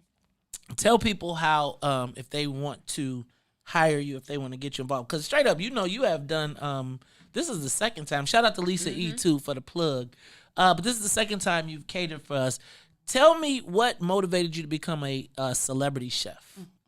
Well, my husband died. I'm a widow. Ooh, and I didn't know what to do. I honestly didn't know. I had kids to raise. Okay. And I said, they need me.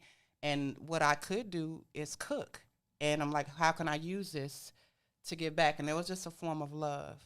So the more people I cook for, the more excited I got about it. Okay. And I'm like, well, there's things I want to do in my life before I die. Why do I have to wait until I retire to do it? Okay. So I set a goal to retire from secular employment as far as working at the college to retiring before I was 45, and I did that. Okay, so dang, that's a story. So let me ask a question.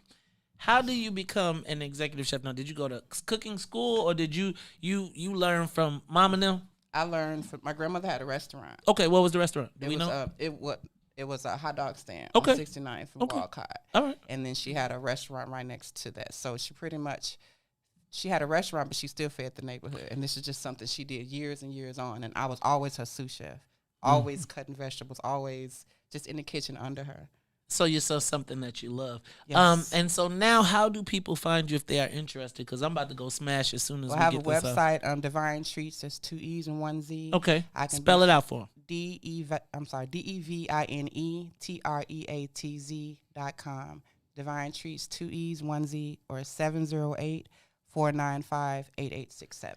All right, now let me tell y'all what is your what would you say is your specialty? Like if I'm trying to order you and do what kind of events do you jambalaya. I cater everything. I'm doing an award show in Mississippi, November the 28th. So you flying to Mississippi, or you cooking the food and putting it on the plane? To Mississippi, but I have So a how does that driver work? that's driving my utensils, but I shop there. So I take my seasonings and my knives, and I go to whatever state, and I have it set up. If I need utensils when I'm doing a big event, I'll have my steam table sent to me, and then I just get the groceries and the produce from whatever state I'm in.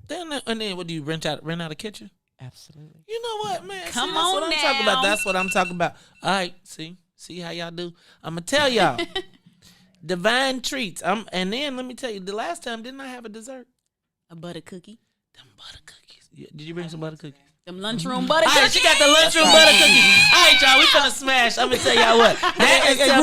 Ruthie, Mays did an Eddie Johnson on us. He told me, he whispered while she was talking, that you and I have to wait till after he eats, then we can eat. Yeah. Hey, y'all, see? Let me tell you, I would do better than that. It's the Mays Jackson Show. So, for Miss Sonia Escobar, my co-host, Todd Stroger, for Devine Treats, for Miss Ruthie Moore. What you standing? Dawn just bust through the door like it's 9 o'clock. Door like you minding my business. You trying to move stuff around, as well as the Book of Dawn in the building, masked up. I am the host of the Mays Jackson Show, asking every single day what's in it for the black people. And if you don't like it, you can still tell them. Mays said we out of here. Peace. WIFTBPM.